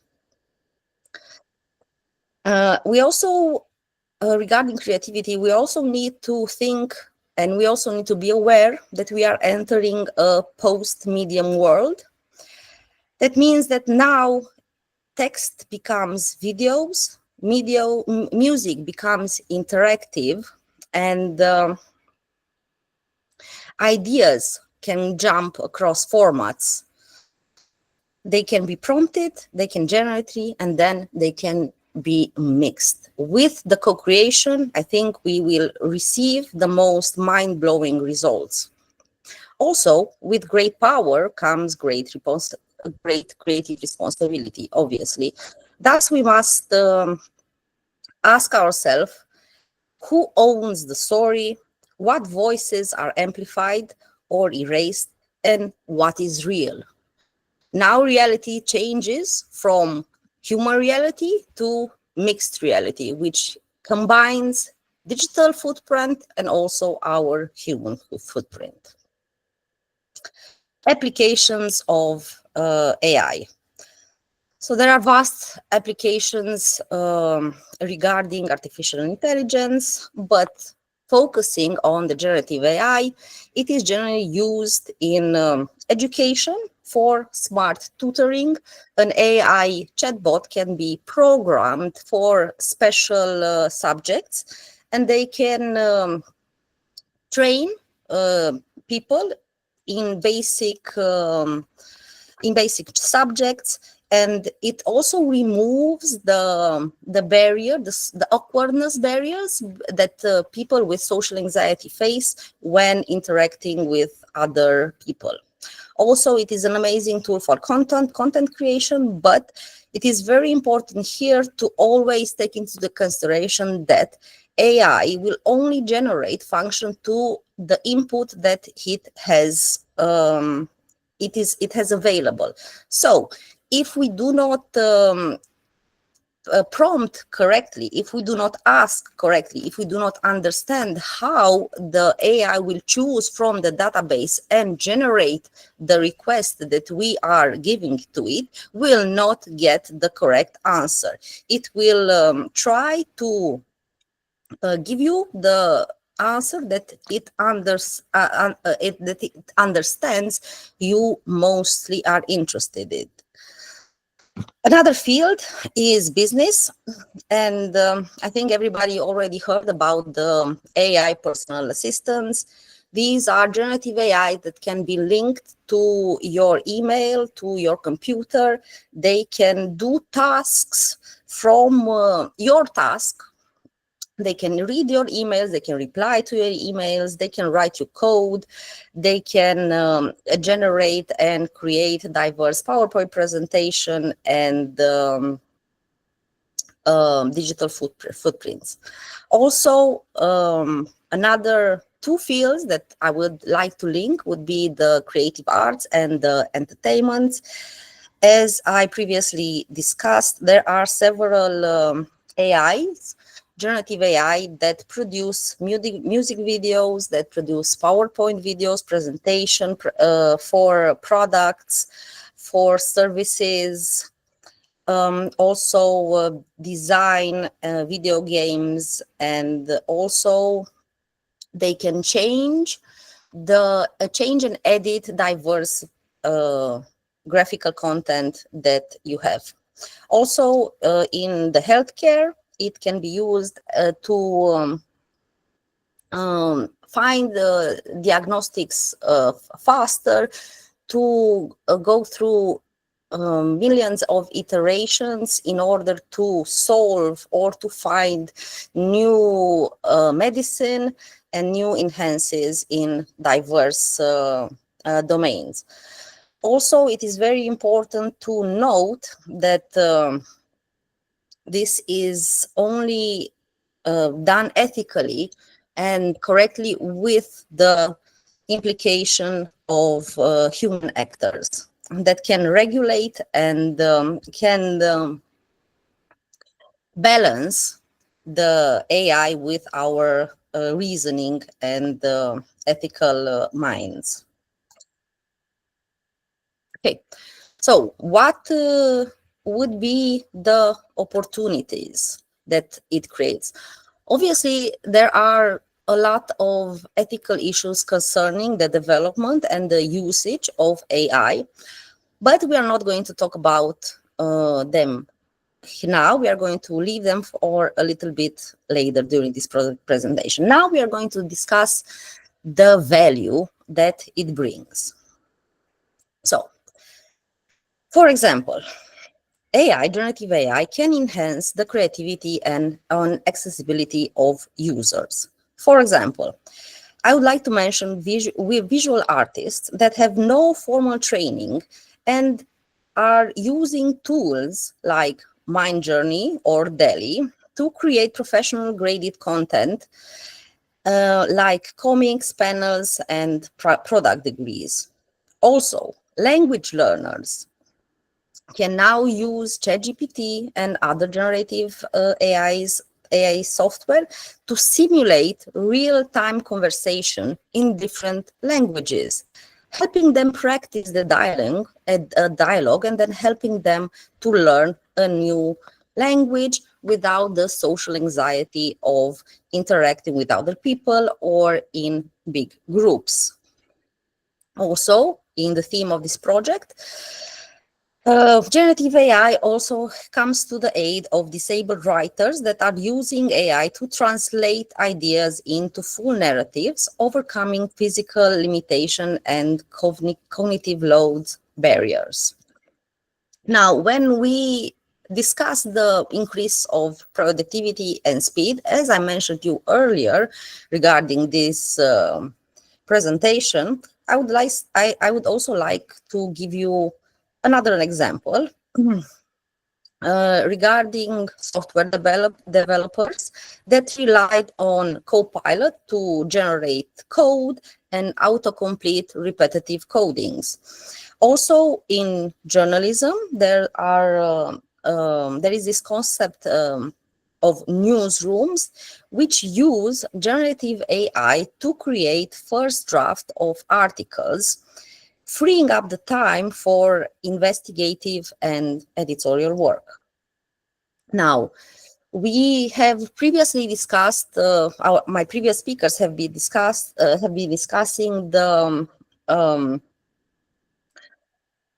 fact that AI will reduce the jobs and will find it more difficult for people for general people to find jobs. While this is very true, it also opens up the possibility for new roles and new skills. For example, a very well-paid job example that is emerging is prompt engineering, which basically means writing the prompt, writing the script for an AI to generate diverse content. Another example is AI content curators that are emerging companies that need to filter and refine AI-generated ideas into final products, blending human judgment with machine output. Also, another job that is widely in demand now is AI trainers and ethical auditors that are focused on refining models, detecting bias, and ensuring alignment with human values. We all know that the first versions of generative AI were not that efficient, were not that well suited to give you the correct answer function to the prompt. As AI developed, as the jobs into this field evolve, so does the capabilities of the software, and so does the capabilities of ourselves. By co-creating, by working together with artificial intelligence, we can upskill and we can develop ourselves way faster than in normal human time.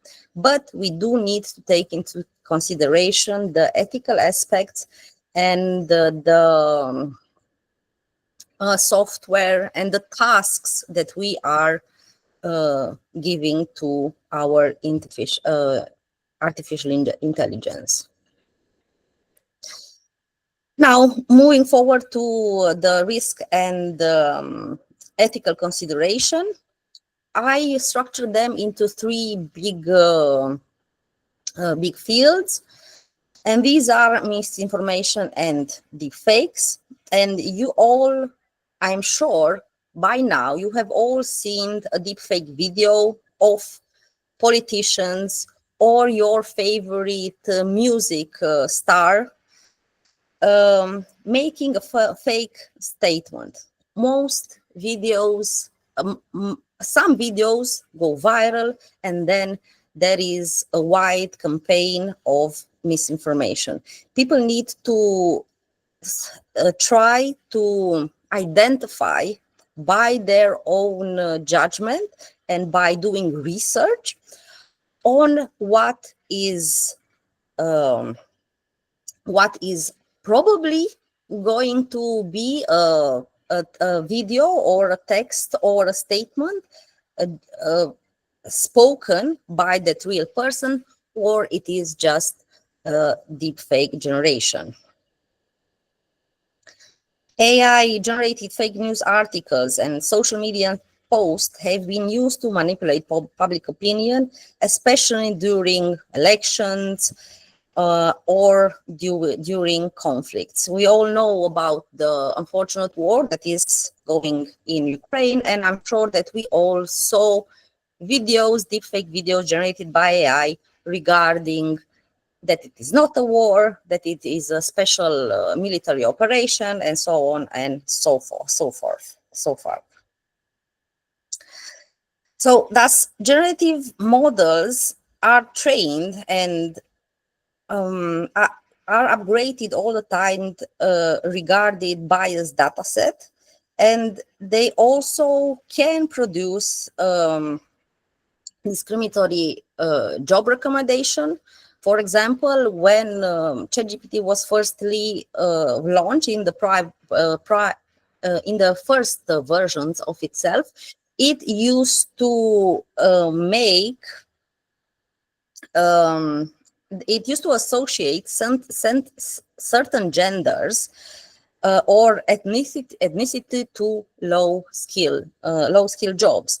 Now, because of the AI trainers and ethical auditors, it has been improved, but there is still a long way to go, but it has been improved and it is going on the right direction. This is an extra step and an extra warning that we need to be very, very careful on what we want to generate, and also we need to be aware of public opinion stereotypes, because AI and generative AI learns from the most probability. So, for example, if we say that 90% have the opinion that all cats are black, then AI will always, 90% of the time tell you that all cats are black. Or even if this is not a real statement, but it is what it has been trained. That is why I mentioned that the co-creation between generative AI and humans is very important from a control point of view. Now, regarding copyright and ownership issues, there is a very wide discussion on this. There have been a lot of writers and publishers over the past years that have raised concern about the language models generating text that closely mirrors copyrighted works, blurring thus the line between inspiration and plagiarisms. Artists also filed lawsuits again against software, generative AI of pictures like DALL-E or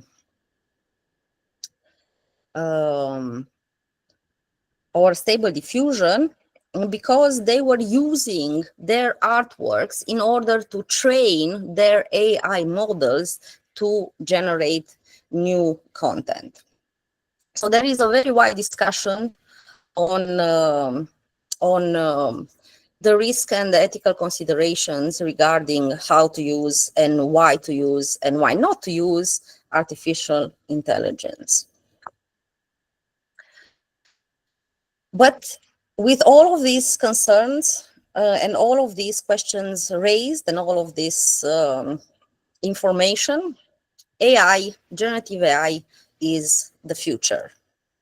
And we will need to learn to work with it, because if we manage to master it, we will implicitly expand our artistic capabilities, our business capabilities, and also our production capabilities. So from my side, in the ending, I would like to encourage everyone to explore, experiment, and create with AI and generative AI, because you will learn something about yourself, and you will increase your capabilities of productiveness and creativity. And I would like to thank you for your attention. And if you have any questions, I am open for them. So thank you. Thank you very much, Emilia. I will now pass the floor to, wait a minute, to Kati Makitalu from University of Oulu. Okay. Whenever you want, yes. Kati. Yes, I'm here. Can you hear me? Oh, yes, perfectly. Yes. Okay, good. So I will share my screen. Just a moment. I have to remember to have, wait a minute. Adjust my computer before sharing. Okay, hopefully you will see now my slides. So, yes. Good afternoon. Here is 3:00 p.m. in Finland, in Oulu. And my name is Kati Makitalu. I'm coming from the University of Oulu, Faculty of Education and Psychology. And I'm educator. And my subject is nowadays, or the field is in the educational sciences and especially learning sciences. And now I would like to have a talk. Thank you for the invitation, by the way, for the organizers, and also the great presentation earlier. It makes me easy to go on this presentation because there is some issues already raised already, so I can skip some of those. But I will tell you about our project and the outcomes, what we have done. I'm not talking about the generative AI, because our project is something else. But as it has been seen already, that AI is in our daily life, it's not the future. And our project started 2022. We were getting funded just before the ChatGPT came into November 2022. And it was actually, let's say, there was a lot of hype around the generative AI on that one. But as the earlier presenters also bring up, that there is a lot of also issues and the problems when it comes to the AI. And for example, if we think about the AI technology and the apps, usually the AI technology is not working if there is no data. So data is used in the different ways. It's used for monitoring people, and the systems like the social media are using data to attract people, get attention all the time, being addicted, use of psychology to identify or influence our emotions, even though we think that we are anonymous, but we are precisely profiled, and it is possible to tell you of the advertisement or very specific to very specific group of people. There is some ethical problems also which has been raised already. And when we think about the young people, which are the most vulnerable group, because the legislation usually do not cover the people that are younger, like the children or the teens. The teens are mostly frequent user of those systems that use data. So this is why in this project, we wanted to focus on the children and the teens, and especially we would like to raise about the challenges that we are facing. So the weakening of the sense of security, control and free will in the computer society. And now I'm losing my mouse here. So, and also declining trust in authorities, the media, science, civil society, and citizens. And there is a challenge about the rapidly growing inequality related to the management and operation of every changed information and in communication technology. And what we do in this generation AI, we are actually developing the pedagogical frameworks for AI education and data agency.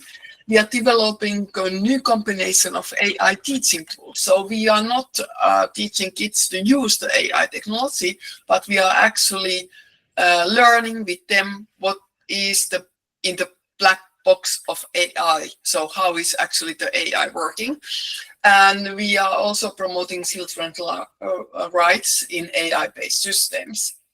Here is our research group. So our researchers coming from the computer science, education, and law from the 3 different universities, University of Eastern Finland, and Professor Matti Tetre, who is the consortium leader, is coming from the University of Eastern Finland. He's the computer sciences. And then researchers from University of Helsinki and University of Oulu. And we have also partners from Heureka, so it's the scientific museum, and the Joensuu Ski Fest, and the Go School Finland is actually the enterprise. And then we have also the schools from different cities, from mainly Oulu and Joensuu, and also Helsinki, who are our pilot schools that we are testing these tools and our pedagogical approach there. We have a 6-year project. So we started in 2020 2022, just before the ChatGPT came, and we were actually getting funded for the next second phase, so we can continue this project until 2028. And more information you can find from our website. So what I would like to share with you is the Somekone simulator. So this is the second tool that actually we have been developing, or our computer sciences, together with the educational sciences and the law people have been developing. Somekone is named in Finnish. So some is coming from the social media, so me, and then kone is actually the machine. And this is something that we would like to show to you. So, and as we know, social media services collect the user data, everything what you are doing. So when you are liking somebody's post, when you are following somebody, when you are sharing, when you are commenting, how many times you are look, or how long you are looking the image there or something like that. All this data are actually collected. And actually we get, or the social media services get a lot of information when the users are leaving the digital footprints. We have been creating the game actually for the children, the grade 12 schools, and we had the game that we have 10 digital footprints there. So actually from these only 10 digital footprints, you are actually getting a lot of information from the person. You can find out the age, the location, family, interest, daily routines, everything else, even the address, home address, when you are looking carefully on these ones. So this is something that opening the way to go and see what is happening in the social media, and how the data is gathered from there.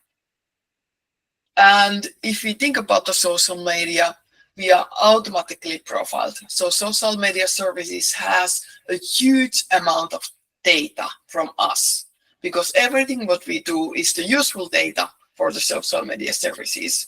And even that you are not active in the social media, but your friends and family, they are also generating data about you. And important thing is to remember that social media services and websites are actually getting money. So they sell data to each other. And in our Somekone social media simulator is actually the tool for understanding AI in social media. And this is actually the first social media simulator in the world. And it's developed based on the patent review. So the patents that are actually coming from the social media services. And this tool is kind of like Instagram-like interface, which works in the mobile devices and the PC. And actually we can then explore, we can create and explain profiling and clustering and recommendation system with this social media simulator. So first thing is the most important is the data. So it's the information about the users. It's the information about me or you. And the social media services collect the data all the time. And here we can see actually that what kind of data, so we can explore from the simulator what kind of data they are collecting and why. And then we can find out with the kids that actually, because for the social media services, it's really important that people are engaged and they are addicted. So they are kind of like counting about how much time we are spending there. It's based on the activities. So we can actually explore with the kids that what factors are influencing the scores. So are you able to get the score 10 out of 10? So which means that you are 100% of the engaged or not. And they can try out. If they are not getting a 10 out of 10, they can try out what does it mean, what activities I should perform in the social media to get out of 10 out of 10. And when they have a data, it's used to create the profile. And the profile is the descriptions about user, so about me or my friends or something like that. So they can actually explore from this social media simulator that how my profile is similar or different to others' profiles and why. So what kind of profile has created for me, what hashtags are in the word cloud. Sorry, these hashtags are in Finnish here, and how well the profiling is done. So you can actually look about the hashtags. You can look about the hashtag that what kind of images this hashtags is linked, and is kind of like this hashtag and the image there. That kind of thing that actually I do adore or I like, or I was thinking about that this image is about when we think about the hashtag.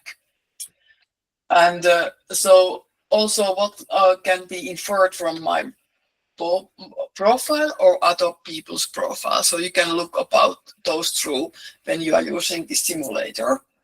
And then we can explore how these recommendations, what we are getting from the social media services, how we, why and how do recommendation systems makes us active users.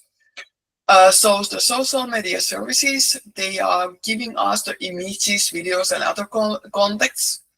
And they are actually using the user data and the profiles to recommend the context there. So we can actually see there where it was found. So when you can look about this image, you can see that actually the user, Sam, has the similar to you, and you have been engaged with this image. So this is the same image. So it's actually showing the link and how this recommendation system is working. So they use the user similarity, they use the hashtags, they use the reaction to the images, and sometimes they randomly test if you are interested of something else, because this is based on the idea that when you are actually, they try to have the really huge emotions from the users to come up. And this is the idea about that when they might send the images or videos from totally different groups. So because this is kind of like pro and cons. So when you see image that you don't really like, or you don't like the idea, or you don't like the video, and it's creating some of the, let's say, opposite feelings, heavy feelings, angry or something like that, you mostly probably are reacting on that one. And that's actually engage you and you make active. And that's what the social media services are really liking up. And also, this is the new feature about the Somekone simulator. So this is kind of like showing that what is there in the social media services. You might, as a user, see only part of this social media world. And there's much more going on. But when you are kind of like having this kind of idea that, well, you are looking about certain images, certain videos or something like, your world is quite small. And this is showing that, well, there is a lot of things going on outside of your own box or on your user profile and the groups. And also it's kind of like give us the possibility to think about that how it's actually narrowing our view when we are engaged so much with the social media, and we are kind of like creating our own bubble there and not seeing in the different ways. seeing something else. And you can actually see then how this recommendation map is this process. So there is how it's proceeding. You can look about the image. You can see how you have been engaged on that one. What are the hashtags there? Who are the similar users? And you can see the similar recommendation map in this way. And I can actually show you if I have time to a little bit simulating this Somekone simulator. So here you can see actually this is the example data. There is this fake students, 19 students here. So you can look about how this data is actually look like. What is the engagement? So the students can themselves explore how they see their engagement there, what it needs to be done. And here's the Anna's engagement. So you can see that she was a little bit more engaged. So she was commenting and she's looking about this image a little bit longer.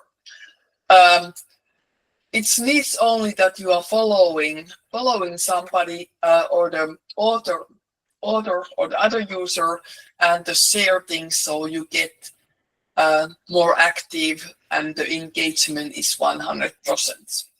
Then you can look about the profiling, how you have been profiled. So you can go there and look about it. You can see the hashtags. They are unfortunately in Finnish, but then you can look about the all these images, and it's the hashtag animal. Here is the hashtag food, and here is the hashtag nature. So you can actually compare about how well these are actually describing and profiling you based on these hashtags. And then you can look about how you are actually, what kind of similarities you have with the fellow learners there in the class. So you can look about this network here. And then you can look about the, this was not working, but here you can see actually the recommendation map. And you can search, for example, take the more users and compare about your recommendation map on here. And you can see the data flow here. So if you can go and check and take the other image, you can see about what are these data you were interested in about it and how much time you were spending, how engaged you were. You can see the hashtags here, similar users, and then the recommendation map here on this way. So, and then I go back to my presentation. I'm almost there. So you can see it. So this is how this Somekone simulator is working. And here's the more articles that have been published. Most of them are actually from our first tool, which has been created in our first year of this project. It's the teachable machine. If you are familiar with the Google teachable machine, it's similar, but it has been progressed more. So there's more things to do, activities there. And I have to thank every team member of this project, Generation AI Project, who has been giving their contribution to this project that I'm able to share, and happy to share these outcomes on this one. And here you can see and find also the website where you can find all the materials. So we have tools there. They are free to use. The materials, teaching materials for teachers when you will like to take. And then we have also the social media services where you can follow us. So I will stop here. I thank you very much listening to this presentation. Thank you very much, Kati. You're welcome. We will now move into a very brief sustainability segment. So please welcome Maria Inês Moreira from ISQE.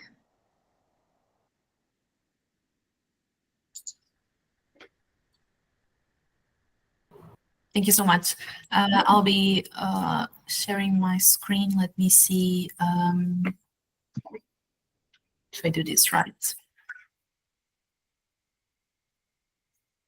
Before you start, sorry, if I can just say, we have shared the conference evaluation questionnaire in the chat, so please feel free to complete it. Thank you, Maria.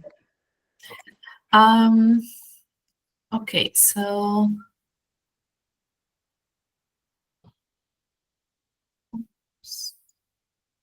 okay, you can see my screen, everything all right, correct? Yes. Okay, perfect.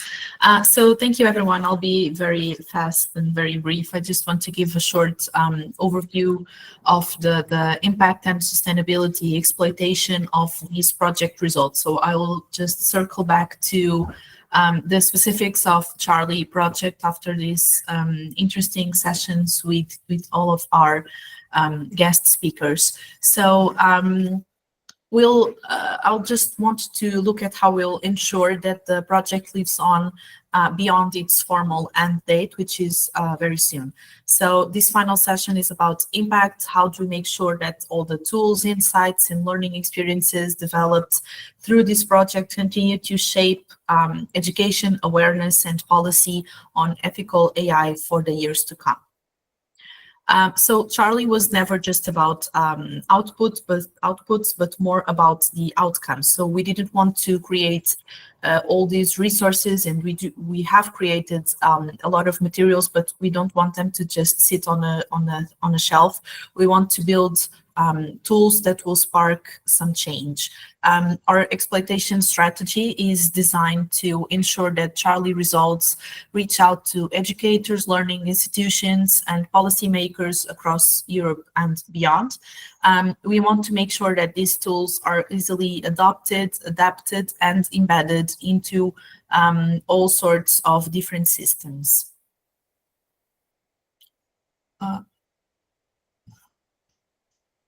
Sorry, I can't pass to the next slide. Sorry for. Okay. So we have developed 3 core resources, as Ruben briefly mentioned in the beginning in its session. Each of them were designed for a different audience. So the basis for all this was the competency matrix that you have seen. And then at EQF 6, we have a course and implementation toolkit on algorithmic bias, targeting university programs in AI, data science, digital ethics. And then we have at EQF 4 a micro-credential, a self-paced program in ethical AI for adult learners, VET students, and educators working on digital citizenship. And then at EQF level 2, we have a serious game called Charlie's House, an adventure of discovery, which introduces young learners, especially those from underrepresented backgrounds, to ethical thinking around technology in a playful and engaging way. All of these are openly accessible, digital, and SCORM compliant, and will be, as it was mentioned already, on the upcoming days, available for visualization and download at the project website.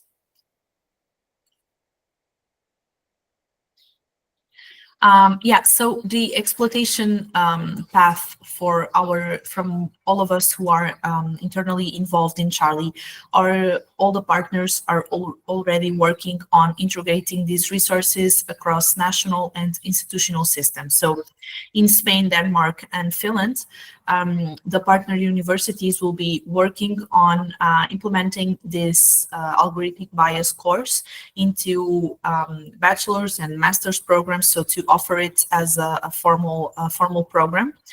Our micro-credential can potentially be recognized in admissions processes, CPD offerings, and teacher training pathways. At ISQE and ITC, the results are being converted into short cycle accredited courses and professional learning modules.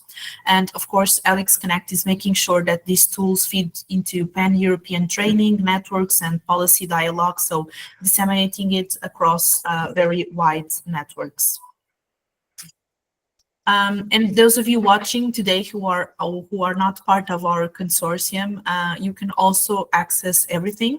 So the project website will offer freely downloadable SCORM packages, ideal for uploading to your own LMS, learning management system. So it could be a Moodle platform or any other similar one. You will be able to integrate these materials into your platforms and offering it as a formal training.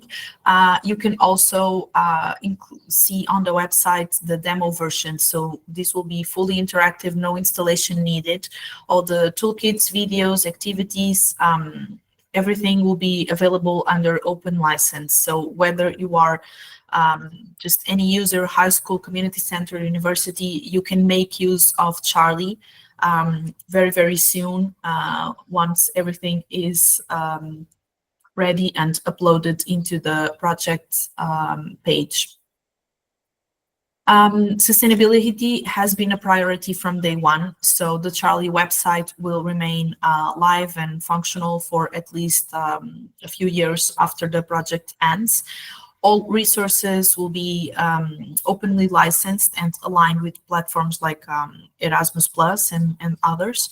Our partners will continue delivering training and updating content as part of their own institutional mission. So these will be editable materials. And we have built in throughout the 2.5 years of this project, peer review, stakeholder validations, monitoring, and external experts who are involved to ensure that all these materials stay current and relevant. Our results are fully aligned with multiple EU policy frameworks. So the AI Act, which highlights the need for human oversight and transparency. The Digital Education Action Plan, aiming to build responsible digital skills, and competency frameworks like EQF, DigComp, and LifeComp, ensuring that learning outcomes are clear and transferable. Ultimately, Charlie will contribute to building a shared European ecosystem for ethical AI literacy, grounded in inclusion, accessibility, and lifelong learning. So if there is one message that we would like to take away today, it's that Charlie is not at all a closed project. So it's an open invitation for you to use it, to share it, to build upon the resources that we have developed. And we honestly hope that these results help you raise awareness, teach some critical thinking, some promotion of fairness in AI, and empowering, of course, the next generation of ethical digital citizens. And this is it. From me. Thank you for being with us today and for sharing your passion for all this ethical, inclusive, and bias-free technology. You will be able to explore all of our resources very soon, again, at charlie-project.uib.es. The website is also on the chat. We will make sure to remind everyone once the project is closed and all materials ready for you. We'll reach out through our social media and through newsletters, and feel free to contact us, of course, if you like to collaborate or to reuse these materials or need some support in implementation or just learn more about it. And let's keep building this community together. So thank you so much. And that's it from me. Thank you very much, Maria. As we have run out of time and we don't have any questions in the chat, at least questions that are unanswered, we will close the session. Please answer the evaluation questionnaire. It's very important for us to improve in future conferences. And also, as Maria said, follow our website and social media, and we will be sending the presentations very soon. Thank you very much. Thank you to all the speakers, and have a great day. Thank you. Thank you so much.